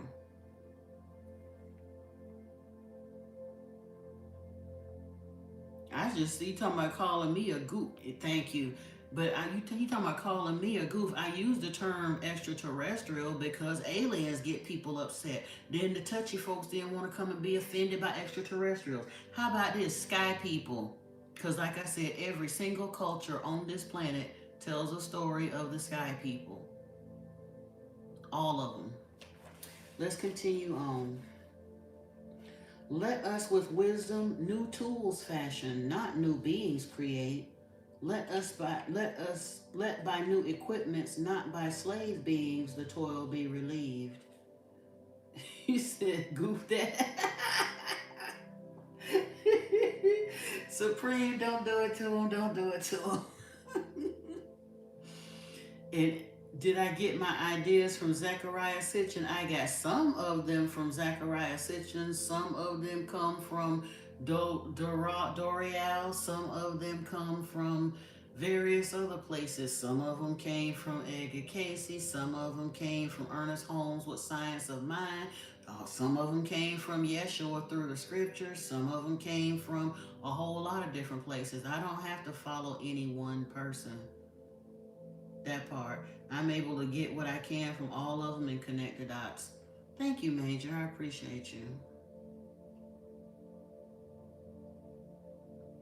And again, you talking about did I get my ideas from Zecharia Sitchin? Zecharia Sitchin translated this. He didn't just make it up on his own. He didn't publish it as fiction. I don't know why people up and decided it was fiction. Now, there may have been a couple of places in the translation where the tablets were degraded and he might have had to string together a piece of a sentence or whatever, but this was translated from tablets that were located. And because in 1928, if you actually looked into some of this stuff, a lot of the tablets and texts and things of the Anunnaki, Sumerian, and Akkadian text, cuneiform, anything that was written in cuneiform, for a long time they had those tablets, but they couldn't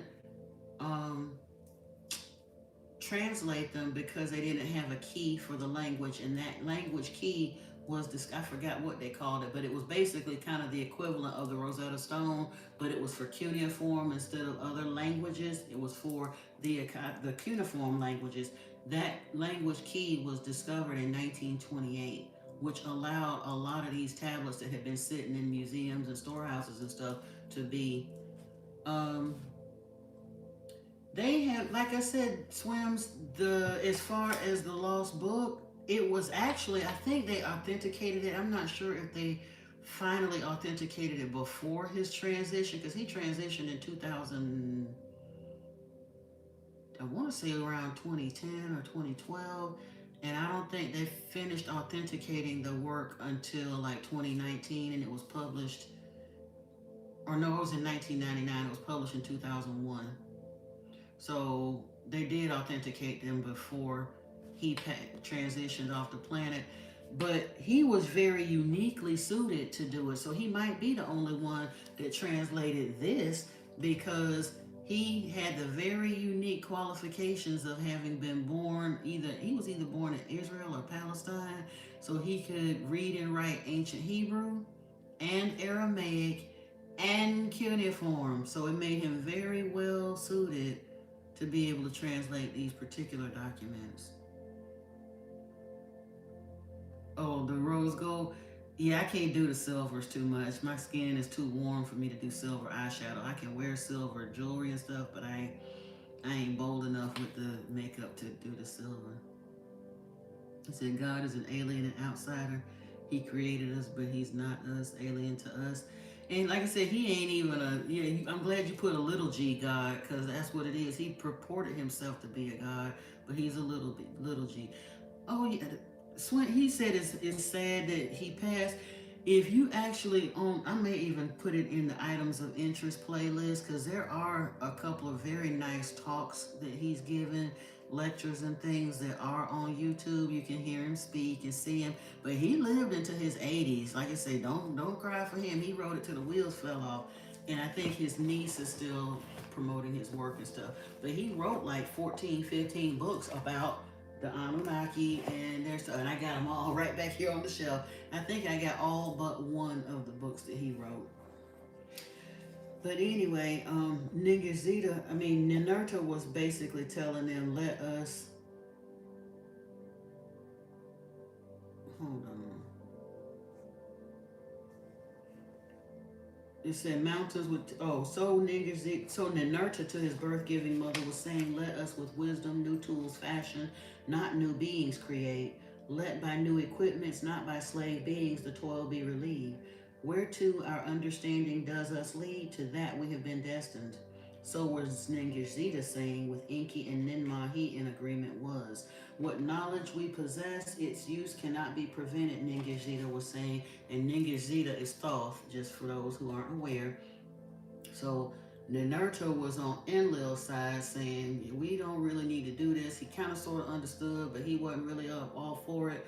But Thoth was on the side of Ninmah and Ningishzida. With Ninmah and Enki. You say you olive toned and the bleach blonde super tone. Yeah, can't do it. Can't do it. I ain't been able to.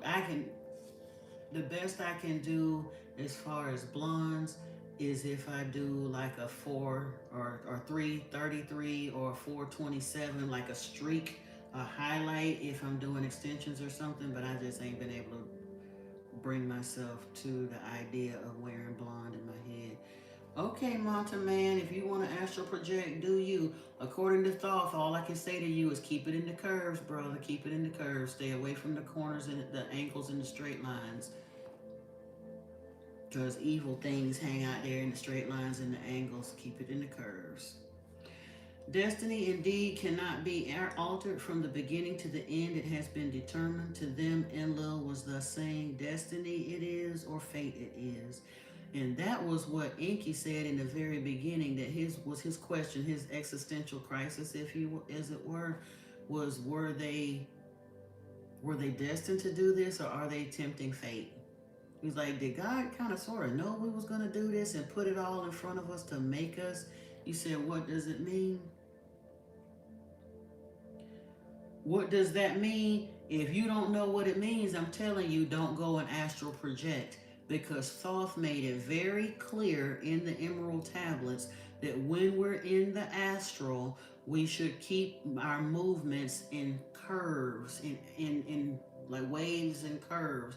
That if you travel in the straight lines and the corners, that there are entities that travel the astral that do not mean humans any good. So you setting yourself up literally for demonic attack, basically, when you mess around in the astral and don't know what you're doing. That's why I said keep it in the curves. Do I have any qualifications in history or archaeology? I got as any qualifications as anybody else on YouTube. What are you talking about? I don't know how. I'm not gonna tell you how to astral project. There, go figure it out on your own. I don't think if you're not spiritually up to par, I don't think it's wise for somebody who's a spiritual infant to astral project. There's a lot of folks that play around with a lot of spiritual shit before they're spiritually mature enough to know how to do it, and they cause all kinds of problems for themselves. So I would never teach anybody how to astral project. Never. Especially if I didn't know where they stand spiritually, I couldn't recommend that to them. You just needed advice that was harsh on you because every time you dream, you go to sleep, it'll be darkness. That's so silly. Of course it's gonna be dark when you go to sleep. Lord have mercy. These people are stupid. Who qualify? Exactly. I'm no more or less qualified than none of the preachers you listen to, El Hoyar. That part. Do you not realize that 90% of the, well, maybe not 90, but at least 70% of the preachers and pastors you will ever encounter is just somebody who just up and decided they wanted to do that one day? The vast majority of them do not go to seminar to get formally trained in anything. And yet people pay them millions of dollars. So I'm qualified by Yeshua. That's who I'm qualified by.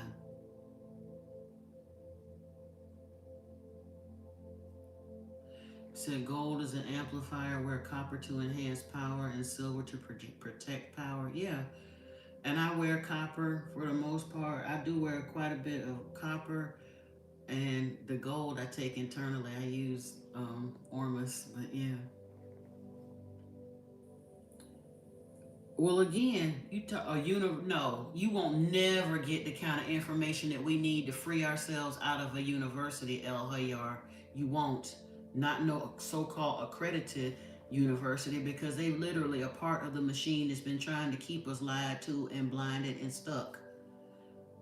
That was when I went to college. That was one of the things that used to piss me off so bad when it was time for us to write papers or whatever, and they talking about you can put forth an argument, but you can only use approved materials, peer reviewed, blah blah. They ain't my peers, and half the time they're saying stuff that absolutely don't agree with what I want, you know.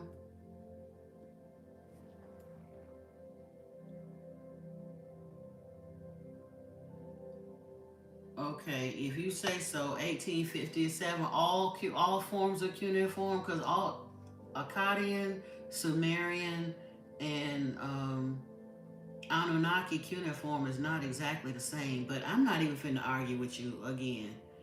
Don't worry about what I went to college for. What did you go to college for other than showing up and being a pain in somebody's behind?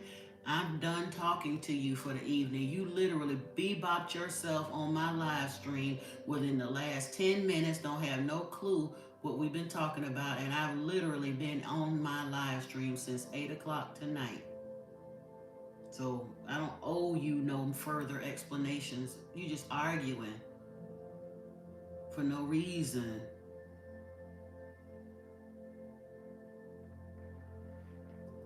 Said thinking paperwork from corrupt institutions is legit is a joke. Exactly, Swims.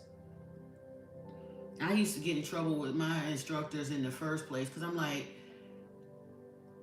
you're telling me a subject that I got to write on that I don't agree with in the first place, but I can't put forth a rational argument for why I feel the way I feel. All I can do is go and do a bunch of research in your pre-approved information to try to put forth something that don't say none of what I want to say, and then I got to spend all of this time getting the ADA format correct and blah blah blah. They make a game out of it. It frustrated me. You know, most neurodivergents have a problem with that kind of stuff.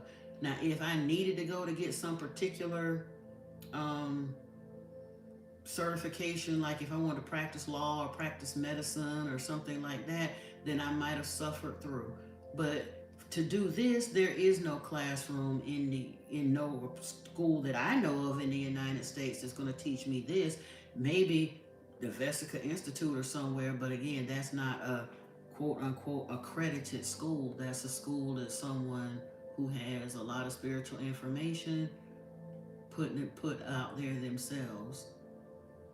So I guess he never heard of the idea of a self-made man or woman. You got the internet at your fingertips that can give you tons of information on any subject you choose to find if you're willing to dig far enough, between a couple of good mentors, two or three, several, whatever different books on the subject, and the internet and meditation and all the rest of that. No, he didn't just ask questions, Neplocky. You don't know what you're talking about. He literally came in here to be a divisive element, and you can get gone too if you got a problem with it. Bye. You probably can't send me any gifts because I gotta go and do the monetization portion. I didn't really want to become fully monetized at first. I'm thinking about going ahead and doing it because I can't get super thanks or super chats or any of the rest. And there's a reason. I ain't gonna get into all of that with this many trolls in there, but considering the fact of what the limited benefit I felt like I would get, I didn't really want to do. But you're saying one thing about something you don't know nothing about, like Naplock, and that's how most of the trolls get started. And I've been at this trying to get through something and teach something for long enough that I'm just kind of tired of it. If you don't really know what's going on in a live stream, you could just be quiet and chill and watch and see what happened. Hey, Kevin Howard. Yeah, I do. If you'd like to contribute to the channel, I do have a coffee link that's in on my about page. No, we've had trolls. I always get a lot of very disrespectful trolls. Some of them get like sexually inappropriate. Some of them attack my physical appearance. We got some that want to come in here and argue what I'm talking about and where I got my information from, even though I'm telling them I'm reading from one of the sources I got my information from, but they want me to stop and go look up everything I say to quote back to them chapter and verse and quote the individual. I'm sitting here having a conversation with people who actually does that. Don't know preachers do it. Don't know teachers from the university do it. Jordan Peterson don't even do it. You know what I'm saying? But this clown come in here and wants to challenge everything that I'm saying and wants me to go and stop what I'm doing to be able to quote him chapter and verse for every single thing that I was saying. And he just had to go. Thank you, Kevin. But that's what I'm saying. I understand kind of sort of why they do it, and I try not to get rid of all of them because eventually, if they stick around long enough, they might actually learn something. Because they do need to learn too. Humanity has been hoodwinked and bamboozled, and we're just trying to connect the dots here and share the information as we've gotten it. But I'm gonna continue reading on here. Like I said, they're trying to figure out how they're gonna make these beings. To them, Enlil was us saying destiny it is or fate it is that to this planet us has brought to gold from the water's foil, to put Anunnaki heroes to excavating toil, to a primitive worker create to be planning. That, my kinfolk, is the question. Thus, with graveness, Enlil was saying, is it destiny? Is it fate? That is what deciding requires. Is it from the beginning ordained or by us for choosing? To put the matter before Anu, they decided. Anu, before the council, the matter presented. The elders, the savants, the commanders were consulted. Long and bitter the discussions were. Of life and death, fate and destiny, words were spoken. Can there be another way the goal to obtain? Survival is in danger. If gold must be obtained, let the being be fashioned, the council decided. Let Anu forsake the rules of planetary journeys. Let Nibiru be saved. From Anu's palace, the decision to earth was beamed. It Enki delighted. It let Ninmah my helper be, of such matters understanding she has. Thus Enki was saying, at Ninmah with a longing he was gazing. So let it be, Ninmah was saying, so let it be so, Enlil did say. By Inugi was the decision to the Anunnaki in the Abzu announced.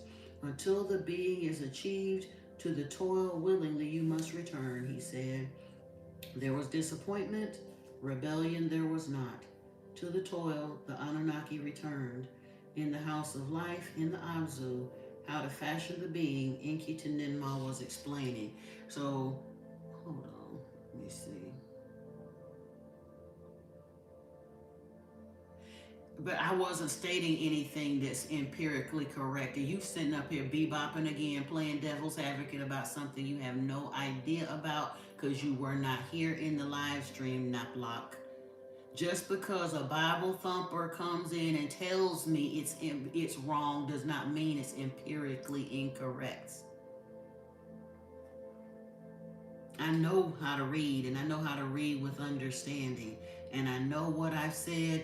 And again, when I have people like Paul Wallace that have actually listened to my message and commented on my live streams, I'm a tiny channel. Paul Wallace got over 1 million subscribers, but he's been doing this. He came from a very spiritual point of view. He was an archdeacon in the Anglican Church for 33 years. And he said that I was doing good work and agreed with what I had to say, and it lines up with what he writes. And he done wrote about 5 or 6 books on this topic. I don't think that I'm wrong, and if I am wrong, can't nobody that bebopped up in my live stream and spent less than 5 minutes listening to me tell me that I'm wrong. Because you don't have a clue what I'm talking about, or that other person didn't have a clue what I'm talking about. And just because they didn't like what I have to say, they're going to negate literally years of research that I've done just because they don't like what they got to say. Even Supreme is here saying, yes, she knows what she's talking about. Yes, she knows what she's talking about. And he a Muslim. But he still can acknowledge the truth of what I'm saying. I was a Christian, but I had to acknowledge the truth of what I was saying. People that are Jews still have to acknowledge the truth of what's being said, or not. Don't take it personal. I done told y'all over and over again, I have nothing personally against any of the individuals from any religion. I have a problem with the religion and the people who put them into place, the powers that were. That's who my problem is with, because I know that the religions were put in place to manipulate and blind us. The word religion comes from the Greek word religare, that means to bind or hold back. But again, if you only keep to Google information, it'll tell you something else, because the church lied and decided it meant something else. But the actual word religion means to bind or hold back. He said, who else wants some? Oh, Lord, y'all in here. He a troll, exactly. Yeah, that part. You say you were Christian too before learning? Exactly. People don't understand. I'm not doing this just to be deliberately disrespectful. I was so devout and so in search of the so-called truth that I was baptized in 2 separate sects of Christianity. That's how serious. I figured the first one just got it wrong, so let me go over here. I was raised Jehovah's Witness, left there and went and studied with Baptists and got baptized as a Baptist too. And that ain't that, like I said, but the longer I dug and looked, I had to walk away from both of them. You say you don't want none? Yeah, so they feel like I'm being disrespectful and hard-hearted and none of the rest. It ain't got nothing to do with that. I just understand, if I've been reading the Bible since I was 3 years old, and as devout and as sincere as I was with wanting to know the truth, if I connected the dots and meditated and got clairaudiently linked with Yeshua and receiving the guidance and had conversations with Yahweh and all of those things after all of this time, if I'm just now being able to connect the dot in my 50s, I know good and full well somebody that just go to church on Sunday and Mother's Day and Christmas ain't never gonna connect the dots because all they listening to is the preacher's sermon and they scared to look outside of that. So I have a moral, spiritual obligation to share what I've learned with those who want to know it. He said, Mystic and Supreme Quicker, you said you in good hands with Allstate. Yeah, you own it. That part. And so all of the trolls that are offended with what I say, please just keep scrolling because my message ain't for you. I'm not trying to convert or proselytize to nobody that don't want to learn it. But there's a lot of folks that's been floundering out there in their religions because they know that this world is not working the way it's supposed to. They know their religions ain't working the way they're supposed to. And we're here in the information age, in the golden age, at the doorway of the age of Aquarius. Folks are getting it in their minds that they might need to learn a little something different because they done already stepped away from religion, but they want to understand. And my thing is stepping away from religion is fine, but we had gotten so jaded that we feel like there's no need for spirituality, and that's not true. If you just decide to jump out in abject atheism, you're going to also be lost because that's basically denying everything, and that's not what we need to do. We need to be able to acknowledge the truth. Grand for life, do I believe in evolution? Absolutely. But now, my question was in evolution. Now, you have to believe in evolution because you see things change. Even in this planet, within a few hundred years, you can begin to see things evolve or change to a small degree. My question is not the initial empirical theory of evolution as it was presented in, like Darwin's day. Darwin had some very flawed concepts and he acknowledged that. My question was, you want to say you believe in evolution, but who put the primordial ooze here? Who put the stuff they want to claim Big Bang theory and all that? The raw materials that allowed the Big Bang to happen, somebody put that there. There's a designer somewhere. Evolution does not deny the existence of a creator. A creator can do some basic bioforming and terraforming and leave it in place and let it do what it do. And apparently that's what was going on here on Ea, Earth, Ki, according to the Anunnaki. They got here, there was already fish in the waters, and first thing Alalu bumped into, I think, was a snake, a sea serpent, some kind of a water snake came up when he stepped in the water and he killed it with his little ray gun thing. So obviously there was life here, and a hominid was here that was walking on two legs, fully covered in fur, with hands, according to the Anunnaki. They did not create man from scratch. They knew that's impossible. That's what God does, according to them. But there was a hominid here that had comparable DNA that would be compatible to them, that they could basically splice their DNA with that hominid's DNA to give the hominid more intelligence so that they could create a primitive worker. How many Anunnaki are there? I don't know. How many Americans are there down to the number? Do you know, Granda? Do you know how many, I don't know, Lithuanians there are down to the number? According to the book, at one point, there were 600 Anunnaki on the Earth and 300 on Mars. But since that point, by the time we get to the end of the book, the vast majority of the Anunnaki went back home. The ones who stayed here were the ones who had been here from the beginning.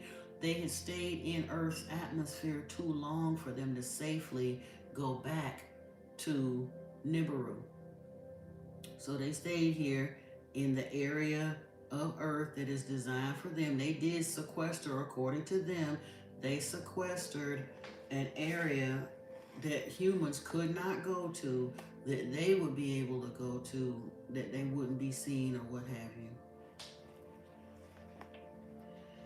All right, so we're going to continue on a little bit. Let me see. The council, like I said, they took it up since they knew they was breaking galactic law by doing this. They had to confer with the Council on Nibiru. The Council on Nibiru took a vote and said, "Yep, we can."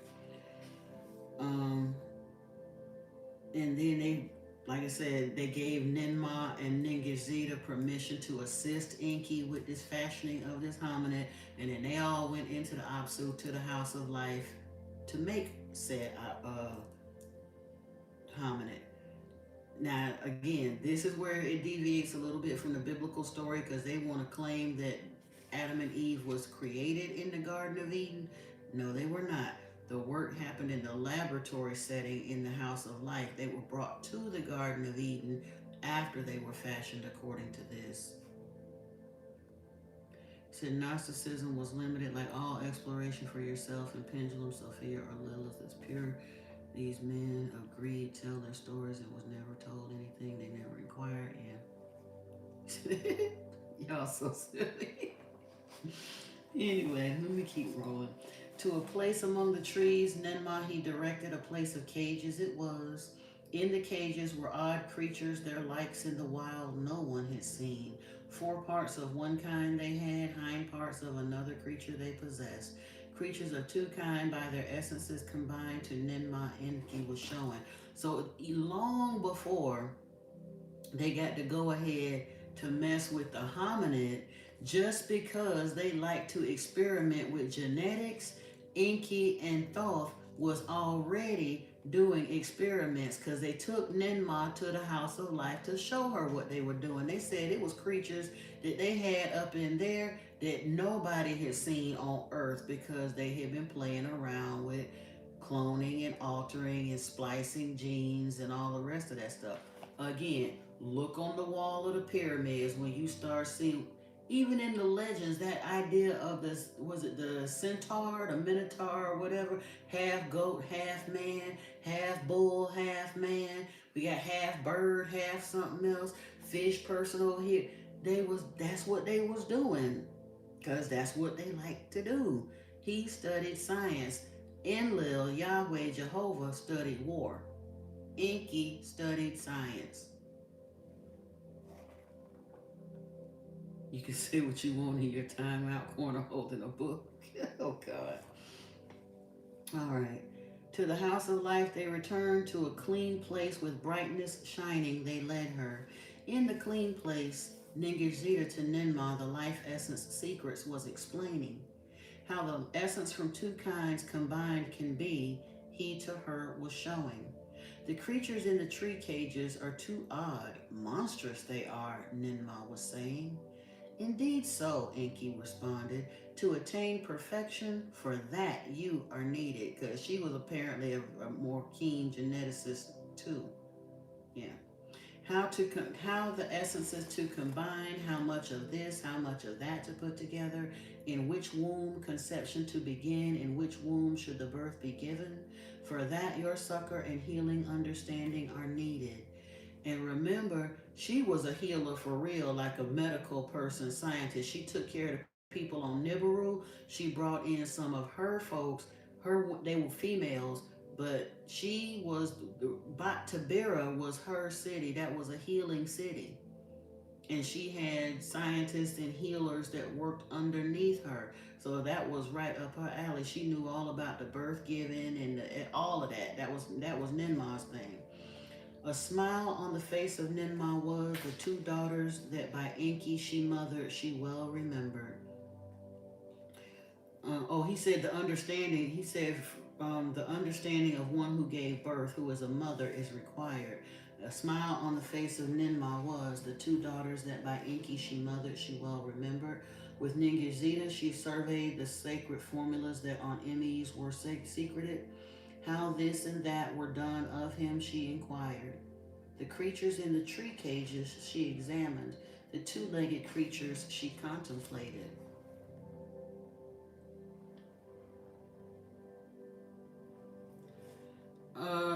Grendel for life, Anunnaki, humans were an Anunnaki hybrid species to mine gold. I just finished reading where Enki said a helper we were to be, not slaves. The idea of enslaving humans became an Enlil Yahweh thing later. Humans were not initially created to be slaves. We were supposed to be workers, treated with respect, duly compensated, all the rest of that, because they knew that they were creating intelligent, or they were basically helping evolutionize intelligent beings with their Anunnaki blood. So we were not to be enslaved, just like Anunnaki were not to be enslaved. So, yeah. Let me see. By a male inseminating a female are the essences transmitted. The two entwined strands separate and combine an offspring to fashion. Let a male Anunnaki and a two-legged female impregnate. Let a combination offspring be born. Thus did Ninmah say. That we have tried. With failures it resulted, to her Enki responded. There was no conceiving, there was no birth. So he had already tried to blend them organically just to see if he could do it in the laboratory to cause gestation of an ovum from a female with Anunnaki sperm, and it didn't happen by itself. So they had to continue to work on it. Now, this is the account of how the primitive worker was created, how Enki and Ninmah with Ningishzida assisting the being fashioned. Another way the admixture of essences to attain must be tried, Ninmah was saying. How the two strands of essences to combine, another way must be found. That which from the earth is the portion must not be harmed. To receive our essence in graduations, it must be shaped. From the ME formulas of Nibiru's essence, only bit by bit could be attempted. Hold on a second. I'm just trying to make sure. Ooh, 36%. All right. Just making sure. And what's the time? Ooh, good lordy. Me and this time issue. Next week, that's got to stop, y'all. But we're going to get to a good spot here. Hold on.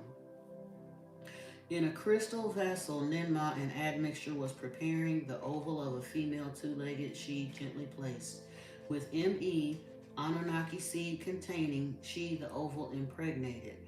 That oval back into the womb of the two-legged female she inserted. This time there was conceiving. A birth was indeed forthcoming. The allotted time for birth giving the leaders awaited with anxious hearts they results were seeking. The allotted time arrived. There was no birth giving. In desperation, Ninmah a cutting made. That which was conceived with tongs she drew out. A living being it was. With glee, Enki shouted, "We attained!" Ningishzida with joy cried out. In her hands Ninmah the newborn held. With joy she was not filled. Shaggy with hair all over was the newborn, his foreparts like the earth creatures were. His hind parts to those of the Anunnaki more akin they were. They let the two-legged female the newborn nurse, with her milk him to suckle. Fast was the newborn growing, what on Nibiru a day was, a month in the Abzu was. Taller the earth child grew, in the image of the Anunnaki he was not. His hands for tools were not suited, his speech only grunting sounds were made. Further, hold on a second. You say you didn't know political could give its construct, right?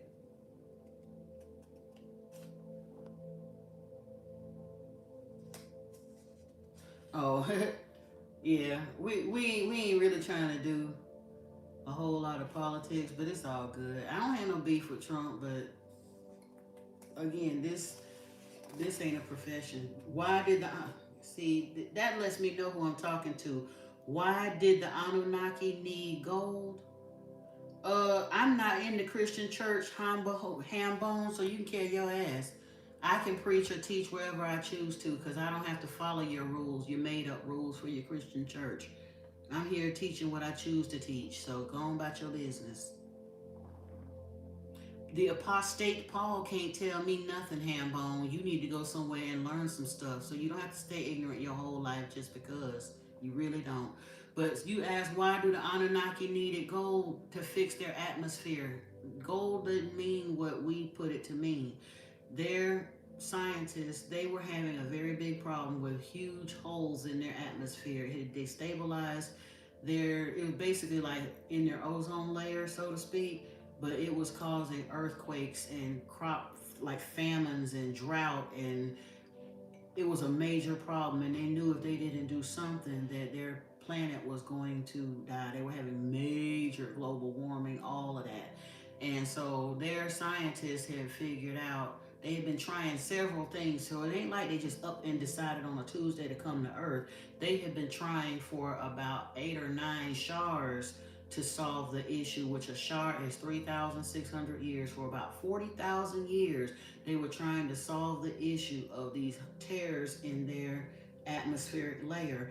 And their scientists finally figured out if they could get enough gold and pulverize it down to a fine powder, that they could launch it via satellite, like suspend it in the atmosphere and form an atmospheric blanket over their planet, that their, like I said, their gravitational force would hold it in suspension. If they could just get enough gold to do that, that they could insulate their planet with the gold and save their planet. Do you think they fixed the problem with their planet, or they still need it? Yeah, they fixed it, or they would still be here trucking it. They got enough. They said that it was beginning, even in the Lost Book, it didn't say that they had solved it completely, but at first they were saying it was going, but they had to continue the prospect. But you got to remember, they were here on Earth mining gold for over 100,000 years. They mined at 144,000 years before they ever put humans to work. Why would they have come here? Clearly we have more. They came here because gold, they knew the gold was here. Their legends had told them that there was gold here from the explosion of Tiamat. Whether Earth is a breaking off of Tiamat, or whether it was shrapnel from Tiamat embedded into Earth, gold, according to them, was not indigenous to Earth. It was here because of the explosion of the planet Tiamat. So they knew it was here. They just never bothered to come try to get it before, because it didn't have intrinsic value the way we value it, for money and jewelry and all. They didn't use it that way. And from the explosion of Tiamat, there was an asteroid ring around the planet, around Earth, that made it very dangerous to try to get here. In the past, those who had set out with their little spaceships to try to get past Earth, they called that asteroid belt the Hammered Bracelet, and that Hammered Bracelet was hammering them ships too. Everybody that had ever tried to get to Earth never came back. So until they desperately needed something that Earth had, they knew Earth was over there, but they just didn't mess with it. And then finally, Alalu had to use the weapons of terror and blast his way through the asteroid belt in order to get his ship through the asteroid belt and get to Earth when he needed it. Yeah, Swims, we are obsessed with gold because down the line, over hundreds of thousands of years, humans observed that the Anunnaki really wanted it. That was the primary objective for a long time, was mining this gold. And then, like, even in biblical times, they had gold earrings and gold statues and gold offerings and this and that. It's a very soft metal and easily malleable, and it's very beautiful. It's way easier to work with than iron and some of those other things. And then they started using it for currency and all those kinds of things. So yeah. Mons 111, I'm more turned to Christ than you could possibly imagine. To Yeshua anyway. That's the part you don't even understand. I am a faithful servant of Yeshua. So you don't get to tell me to turn to Christ. You have no idea. Were human slaves to mine gold? They were not supposed to be slaves. The slavery part came in later. Were they compelled to kind of sort of do it? Yeah. If you want to call that slaves, fine, but we were supposed to be treated well and fairly and all the rest of that, because the Anunnaki was there digging gold too. So that's the part that people don't understand. They look at want to use that word slave. They dug the gold themselves for 144,000 years before they even considered bringing humans in to help with it. And yeah, it was a lot of gold. And considering how much gold we still have on the planet after they trucked off that much. Grand for life, most likely, yes. The scriptures do say, in the beginning was the Word, and the Word was with the Elohim, and the Word was El Shaddai. So, yes, according to John 1:1, it's very likely that Yeshua was Anunnaki. At best, the angel Gabriel told Joseph and Mary that she was going to have the Elohim's baby. So, yes, and he was a geneticist, so accomplishing an artificial insemination or an in vitro fertilization wouldn't have been no big deal for him. He said he was going to send the light of the world in to assist mankind. He gave his son so that whoever believed like him may not perish but attain eternal life. Just like Thoth was sent forth as the light of the world after he obtained immortality. Namaste, Nishantar. Namaste. Is my ring? It's labradorite. It's labradorite. And this one is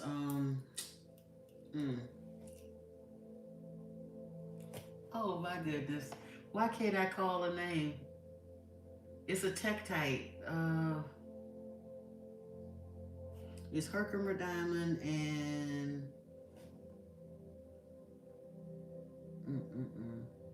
anyway, I don't remember. I mean, I do remember, I just can't call the name right now. And Gabriel is Enki's messenger, not Yahweh's. Are the Anunnaki immortal? No, they're not immortal. They live a very, very long time, but they're not immortal. Dumuzi died, and it said that Marduk died too. Moldavite. I couldn't think of it. It's Moldavite, Herkimer diamond, and quartz. In this ring, it needs to be clean, but yeah, this one is, and then that's carnelian, and then labradorite, and this is saffordite, and copper. Like I said, I keep my stuff on me.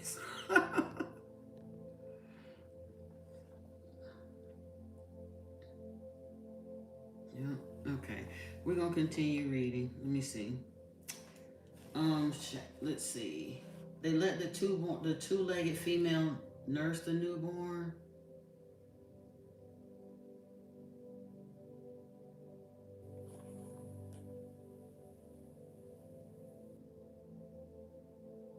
Okay. I ain't got no comment on that, Major, because I have a different understanding of who Metatron was, who he worked for, and what he did.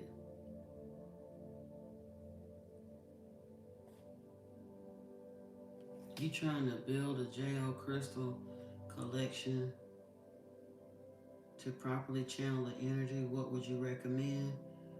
I recommend do some research and see which crystals do what for what you're trying to accomplish, and work with your guides. Follow your intuition, because everybody can't handle all crystals. There are some crystals that people react very strongly to. Everybody can't wear Moldavite. Shoot, everybody can't even wear what's the other, malachite. So yeah.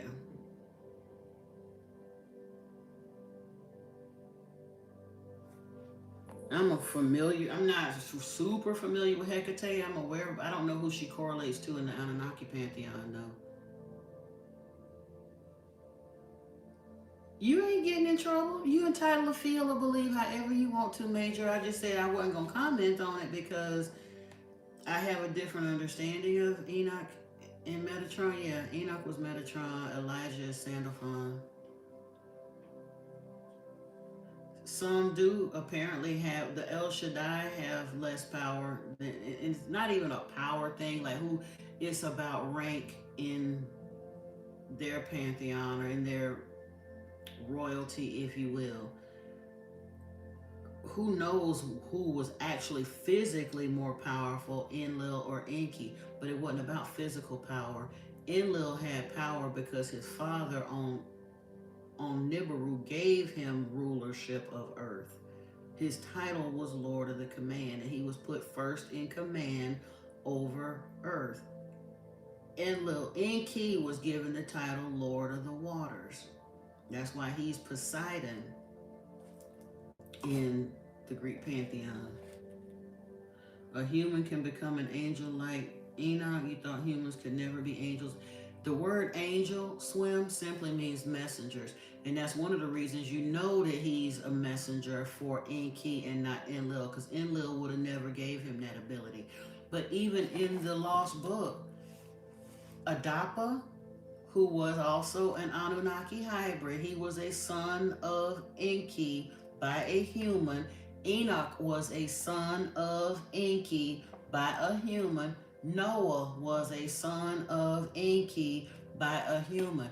But Adapa was taken to Nibiru, but he was told not to eat none of their stuff because they actually had certain fruits and vegetables and elixirs and things that with him having that much Anunnaki blood in him, it would have extended his lifespan past what humans are able to live. So they just told him, do not eat. In fact, that's where we get that story, don't eat or don't drink of it. And the day that you eat or drink of it, this you'll surely die. According to this, that wasn't in Genesis. That was, Adapa is the biblical Adam, but he was told that you must not eat from it because in the day you eat from it, you'll surely die. He was told that when they took him to Nibiru, because Enki did not want him eating the fruit, and he didn't want him eating or drinking anything while he was on Nibiru. In fact, he cut this trip short. Anu wanted to see him. Thoth and I think Ninurta or somebody took him to Nibiru, and when he refused to eat, Anu was like, "Why is he refusing my hospitality?" And Thoth said, "I don't know, but Enki gave me this to give you, and maybe you'll find the answers in there." And he had given him a tablet. When Anu took it to his room to read the tablet, Enki told him, "I told him do not eat anything. I told him that eating from your table would kill him because he is my son, but it is not his fate to live the long life of an Anunnaki. He is half human. He is to live the lifespan of a human." But even at that, he lived 50,000 years according to the Lost Book. So if he had actually eaten from the fruit on Nibiru or drank the elixir, he'd probably still be here. Use practicing a form of Kali for your intuitions. Okay.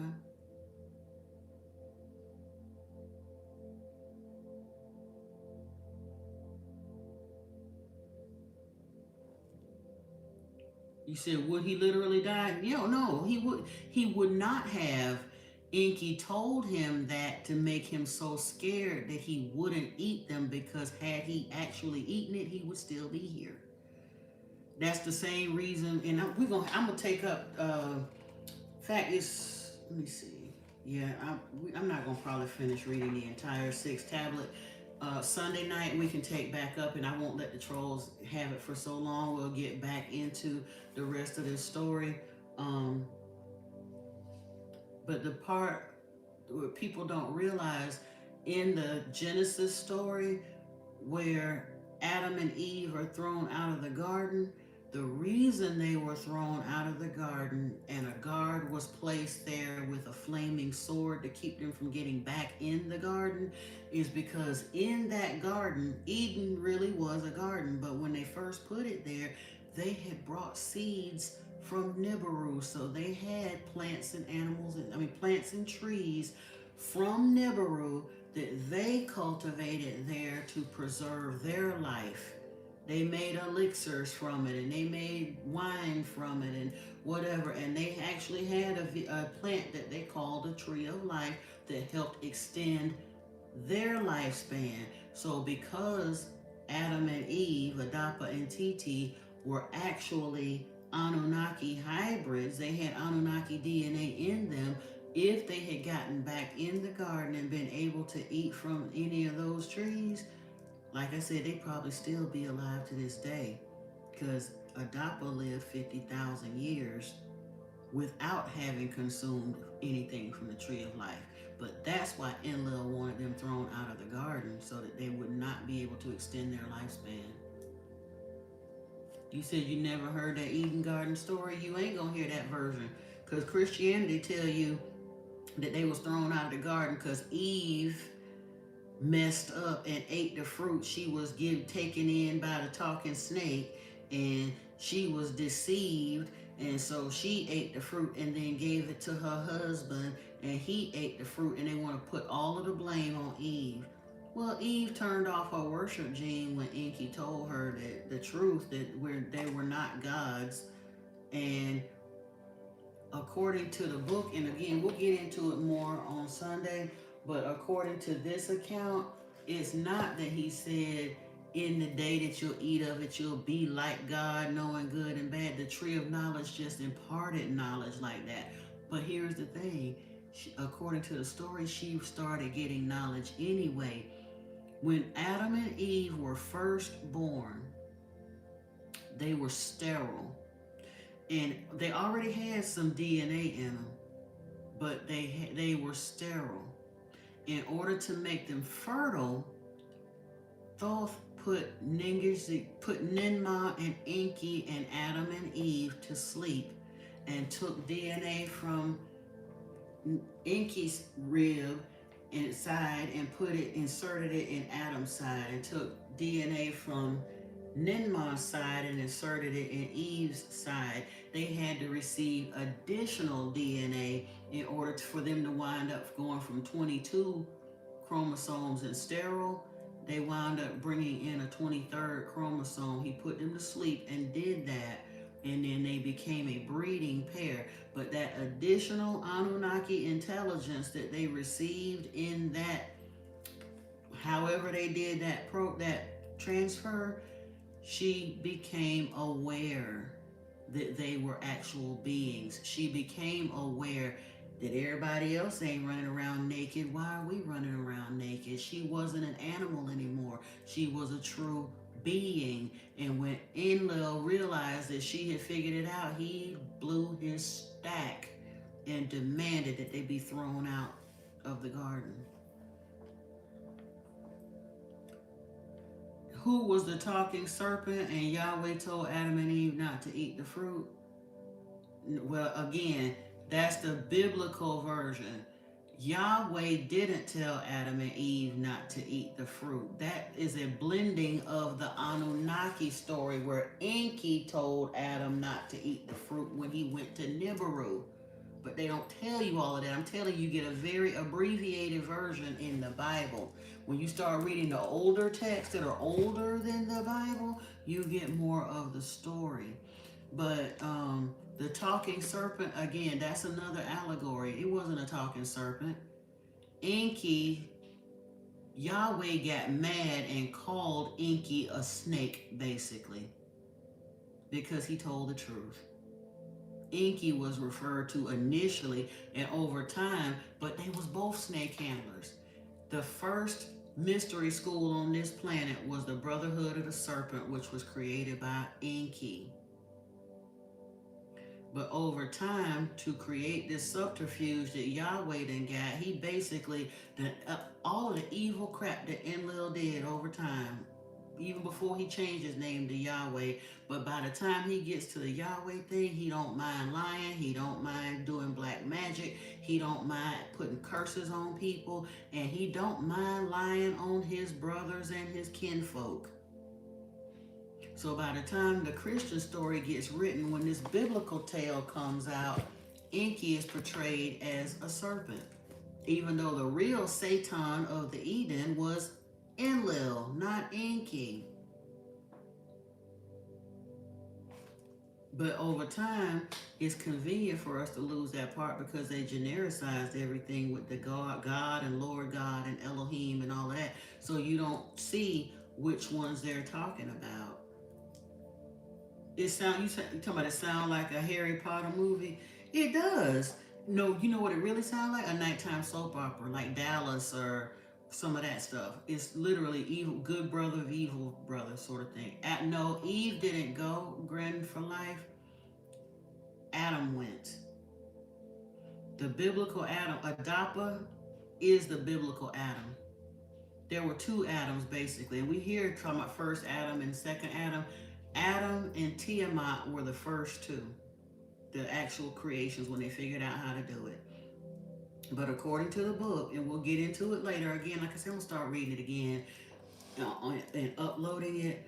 Um, but according to the book, Inky noticed that the intelligence of the line, the Adamic line, began to devolve in intelligence. And the anthropological record on this planet shows the same thing, that the tools began to be more primitive, the artwork got more primitive. It was like everything was cool for a minute and then it began to decline again. And then about 11,000 years ago, he went out into the Absu and mated with two female humans. One was named Dawn, one was named Dusk. And the children that came out of those two matings were Adapa and Titi. And they are known as the first civilized pair of Homo sapiens sapiens. They are the biblical Adam and Eve.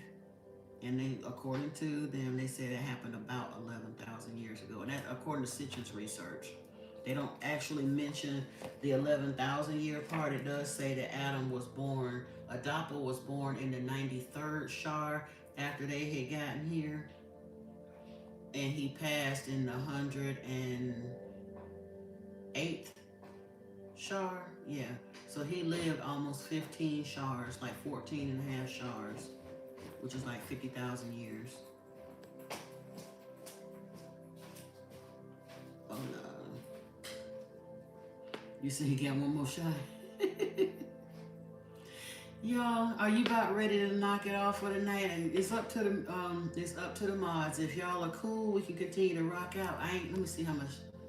Oh, I got 27% left on my tablet anyway, so I'm trying to think. I'm gonna try to get on live on TikTok tomorrow, kind of earlier in the day, and I might come back here to continue this portion of the Bible study. Do I think the Nephilim are connected to the Anunnaki? Absolutely. I don't think it, Moss Boss. I know for a fact they were. The biblical flood? Okay, I can answer a few questions instead of trying to get into the reading. Let me handle a Nephilim issue first. The Nephilim are the children of the Watchers or the Agigi. Christianity calls them fallen angels. They didn't fall from nowhere but Mars.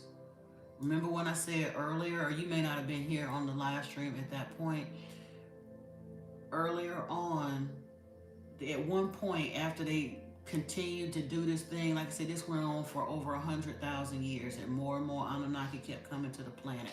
Well, they reached a point where there were 600 Anunnaki on the Earth and 300 on Mars dealing with the Gold Project, and they were just living and they doing them.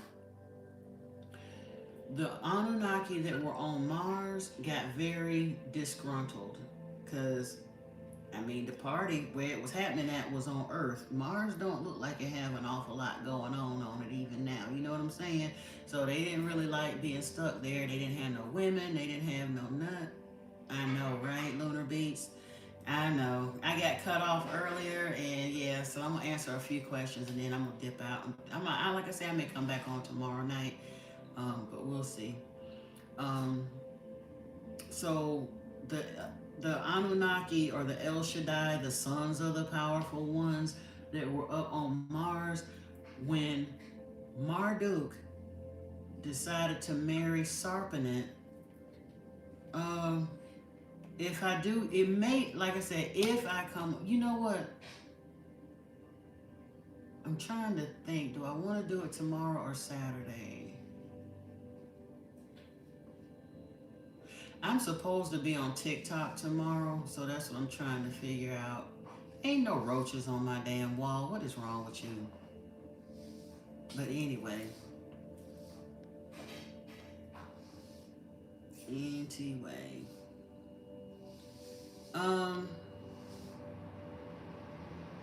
What do y'all think? Tomorrow or Saturday?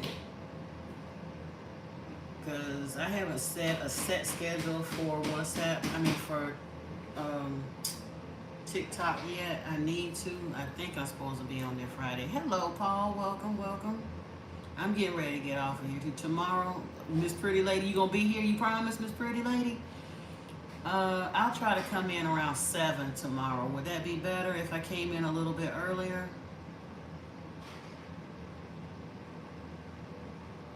Okay. Would 7 p.m. Eastern be better for you? You'll be here too? Okay. That's perfect? Okay. So we'll do that. I may go live for a little while earlier in the afternoon on TikTok, and then I'll just make it, cut it short. You say you're going to miss it, you'll rewind because you have to work. Perfect. Yeah. And anybody that misses any of my live streams, I mean, I can't record anything on TikTok, but that's one of the reasons I will always continue to come here for the spiritual information on this channel, because I don't edit anything or none of that. When the live stream ends and it uploads and I see that there's no copyrights or anything, it goes up exactly as it went down. When will I be on my other channel?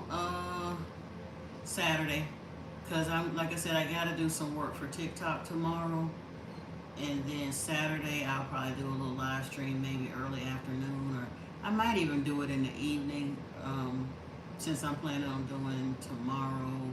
Oh no, tomorrow wait a minute. I'll figure it out. I really got to sit down and actually figure out a work schedule. I would like to do 2 live streams on each of the platforms each week. Um, right now, I'm gonna probably be leaning a little bit harder towards TikTok, just because I want to get to a point where I can start doing like TikTok shop and the affiliate program and things. Y'all, if I'm gonna be able to do this and teach, I've got to actually be able to start generating an income. So that's why I was like, I'm gonna have to figure out exactly how to manage all of that stuff. I may create like a coaching platform or something for personal consultations, but for real, some kind of way, a website or some kind of means of supporting myself does need to happen soon. So I have to put some information.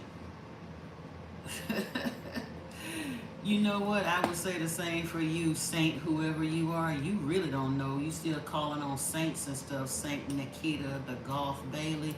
You the one that really don't know. You ain't had to make them stop, because I ain't studying that kind of ignorance. We on our way out of here for the night anyway. I did want to answer the questions though. Let me see. We answered the question about the flood. I mean the Anunnaki, the Nephilim. No, the Nephilim. That's where I was. When Marduk married Sarpanet, she was a human. Marduk was Enki's son. He decided to marry a human. And when he did that, the Nephilim, that were the watchers that were on Mars, got very, very upset about that, and they decided they was gonna crash the wedding. It was like, if Marduk can have a human, we can have one too. And they literally crashed the wedding party of Marduk and Sarpanet and took human females for themselves. Only problem with that is all Anunnaki are not of the same, what we would call a race or nationality. On Nibiru, it was a very diverse culture. So they had refugees from the galactic wars in multiple places.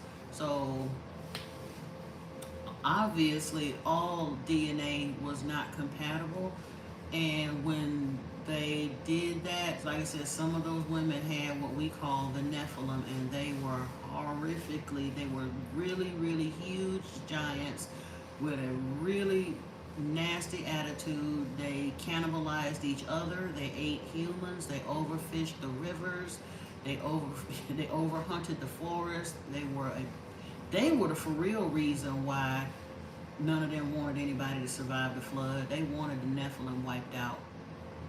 But Enlil saw an opportunity to get rid of all of us in one fell swoop. So, you said, Moss Ball, she said you've been receiving downloads about Nephilim and Anunnaki, but never found someone talking. Cool. I appreciate you. Like I said, the information was brought to me too. I was clairaudiently linked with Yeshua in 2020, and around 2022, he took me down this part of the rabbit hole. It started with questioning how he was unalive, who did it and why, and all of that, and really, like, really examining his actual ministry and what he was actually saying and why the Jews wanted him dead and all the rest of that. So, yeah. And then, okay, we answered the question about the Nephilim, and the biblical flood did absolutely happen, Grendel, for life. Um, the geologists and stuff can see in the fossil ring that it did happen. Now, did it happen exactly the way they said? No. The Bible tells us it was done because of our hard-heartedness, and God, Yahweh intended to destroy the earth because of man's wickedness. And no, the Nephilim were wicked, but even at that, according to the Anunnaki texts, they didn't cause the flood. They couldn't stop it either, but they didn't actually cause it.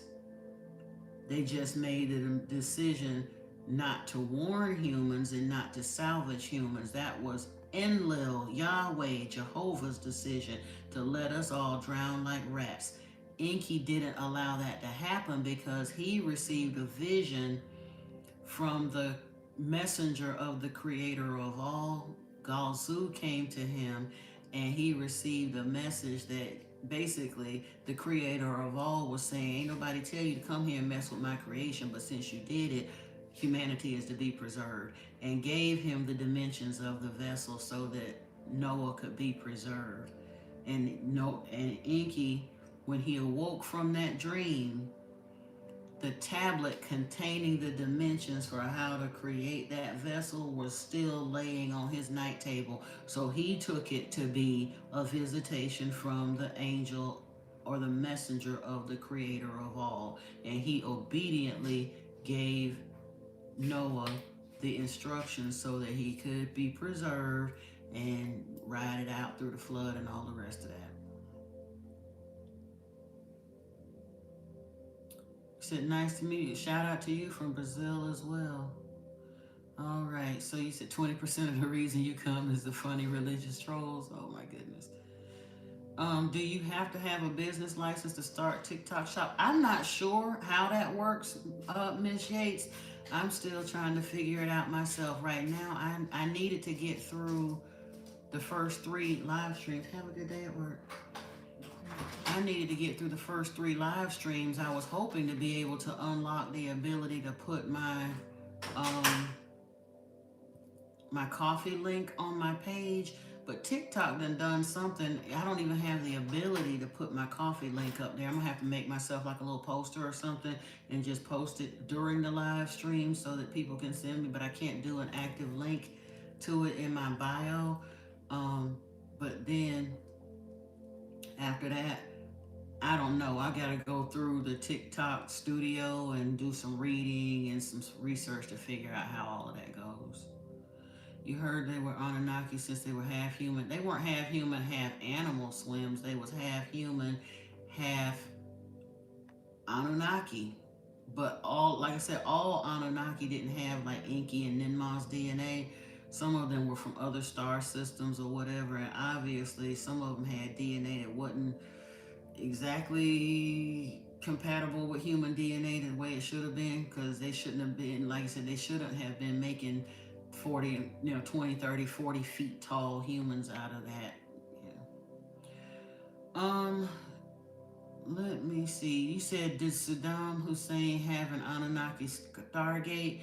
Grendel for Life, I've talked about this once before on the on the channel, and I ain't gonna talk about it long and loud because the last time I had this conversation, literally the FBI came up in my live stream. However, you say you gotta go. I'm not long out either. Have a beautiful evening. Namaste to you. But Grendel for Life, interestingly enough, if you followed the situation in the war between what happened in 2001 when the conflict got started, and of course at the beginning of the conflict, everybody was looking for everybody was looking for Osama bin Laden, and they just had to find him, and he was public enemy number 1, and gotta find him, and he was the reason for all of that. And then several months later, everything suddenly shifted, and all of a sudden it was urgent that they get in behind Saddam.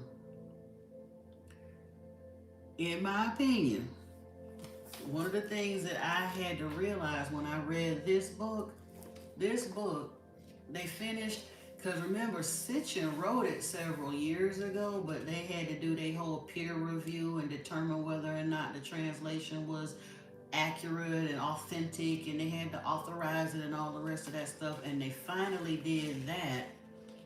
No, I'm gonna tell you why. It ain't because I said the word Saddam. I'm gonna tell you what I said. Um, this book was copyrighted in 2001, I think, and published. It was in 2002. It was copyrighted and published.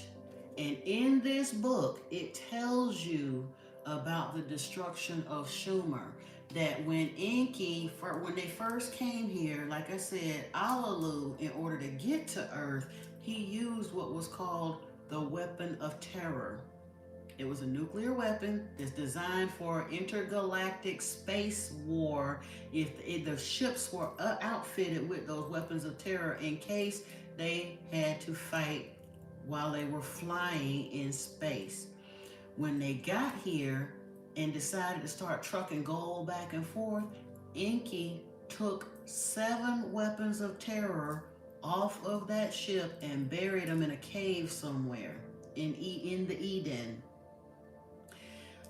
Later on in the story, Marduk got upset with Ninurta, and I think it was either Nanar or Ninurta, one of them two, and went and got permission to unleash one of the weapons of terror on the earth. They was never designed to be used on earth, but he did so. And when he did that, it was a nuclear weapon. The nuclear fallout from that deployment of that weapon is what destroyed Sumer, Eridu, Shurabak, and one other city. I think it was Hadan, but it destroyed. And again, it wasn't the blast that did it. It was a nuclear fallout. It was airborne, and it wiped those cities out almost overnight. And even the Anunnaki, Enki told his people to get to the highland, get to the steppe, if they could get high enough to outrun it. So some of the people that lived in Eridu survived it, but it hit Sumer so fast that it wiped Sumer out overnight. And when the Anunnaki realized what was happening, they jumped in their spaceships and they flew up until it had passed, and then they were able to come back down and rebuild. But yeah, but here's the thing. Weapons of terror. If anybody in this live stream old enough to remember, what was they so busy looking for supposedly that Saddam had? The weapons of mass destruction. Sound kind of like weapons of terror, that part.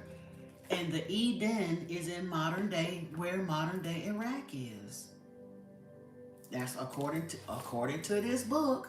So that's the part that gets me. They don't think it's real, and people want to tell me it ain't real, and I'm making stuff up. The government believed it was real enough to change the whole trajectory of their war effort, and spent a decade and a half over there supposedly looking for basically this. That's when I really started paying attention to this book, when it dawned on me, wait a minute, they did do that, didn't they? They literally spent 15 years over there looking for them things. Never did find them. Because I was like, how in the world would they not have found them? But I had never read this book then. But once I read that and heard about what happened in the Galactic War, and in the Anunnaki War, and what went down and how they did that and why they did it and the result from it, if one of those weapons caused that much destruction, halfway up the entire African continents, can you imagine if it got in the wrong hands? Now, I have no doubt in my mind, none whatsoever, doubt in my mind, that after that happened, Enki probably very discreetly got the rest of them up off this planet. I have no doubt in my mind that there's a reason that they did not find them, because they're no longer on this planet. But this book is real enough that an entire government went looking for him based on what was in here. That part. And that's what people don't want to understand. Yeah, that part. Exactly. You said, what about... No, Gaddafi was a whole different situation, Swims. Gaddafi basically was pushing for a unified Africa. He told them, F what you heard, we need to go back on the gold standard. Africa don't need nothing the world got, the world needs Africa. And if we could figure out how to unify and stay on a gold standard, we could become a world power, and he wasn't wrong. And they couldn't stand it, and they unalived his ass for it too. That part. Oh, my bad. See, y'all about to get me in trouble for real again. Let me hush. But you know what? If they could talk the crap that they talk on them other live streams, I should be able to say that. Hey, Lord Calvin, welcome. Yep. All right, but that is enough politicking for tonight and all the rest of that. Like you said, let me write it down so I try to keep it sorted in my mind. Because, look, I get a little goofy these days. So tomorrow, Friday, we're going to be back here in the evening. Friday is MMM. Friday is 7 p.m. And if I do TikTok, that'll have to be earlier in the day. I'm going to probably say like 1 or 2 p.m. Maybe I can get my booty and gear by then. And then Saturday, it will be sometime. I'll do Anunnaki Oracle Priestess at some point on Saturday, probably earlier in the day. So yeah, that might be able to work out. Yep. Do I? You know what? No, Rat, you just silly, purely silly. And I am a grown woman. I ain't got time for your foolishness. You know what I do know about the allegations against Dixie? I know they don't apply to you, because if you actually had one, you wouldn't be up here making stupid comments like that. So take your little 2-inch Vienna Wonder Dog off and go on about your business. To the rest of y'all decent folk, good night to you. I couldn't resist that. Forgive me, because I ain't gonna always be spiritual enough not to answer the trolls because they on the stupid stuff. They'll be all right though. Because right or wrong, men that swinging like that don't run around talking like that. That part. No, Rat. Men that carry weight don't turn around talking about carry weight. They just walk softly and carry a big stick. Pun intended, but both. Anywho. Peace and blessings to the rest of y'all people. All the you sound forgiven for answering that one. I tried to keep it a little bit classy at PG-13. I ain't gonna cuss about the way the old Teresa would have. But yeah, like you say, them that's really, really packing, they be real quiet because they let their work speak for them. They ain't got to come up in live streams and talk about it, that part. But yeah, y'all have a beautiful rest of your evening. Peace and blessings to the Soul Tribe. You know I love you. If you can't be good, be careful. And I will see you all here tomorrow evening at 7 p.m. and get my phone all charged up. Before I leave, anybody who is not already part of the Soul family on WhatsApp, if you care to email me at modernmysticmessages@gmail.com, I'll be more than happy to send you the link. We share articles and stuff over there. And for those that are still here, I mentioned it at the beginning of this live stream. Either on the 12th or the 21st of December, I'm not sure which yet, we will be doing a guided meditation, actually a quantum jumping guided meditation.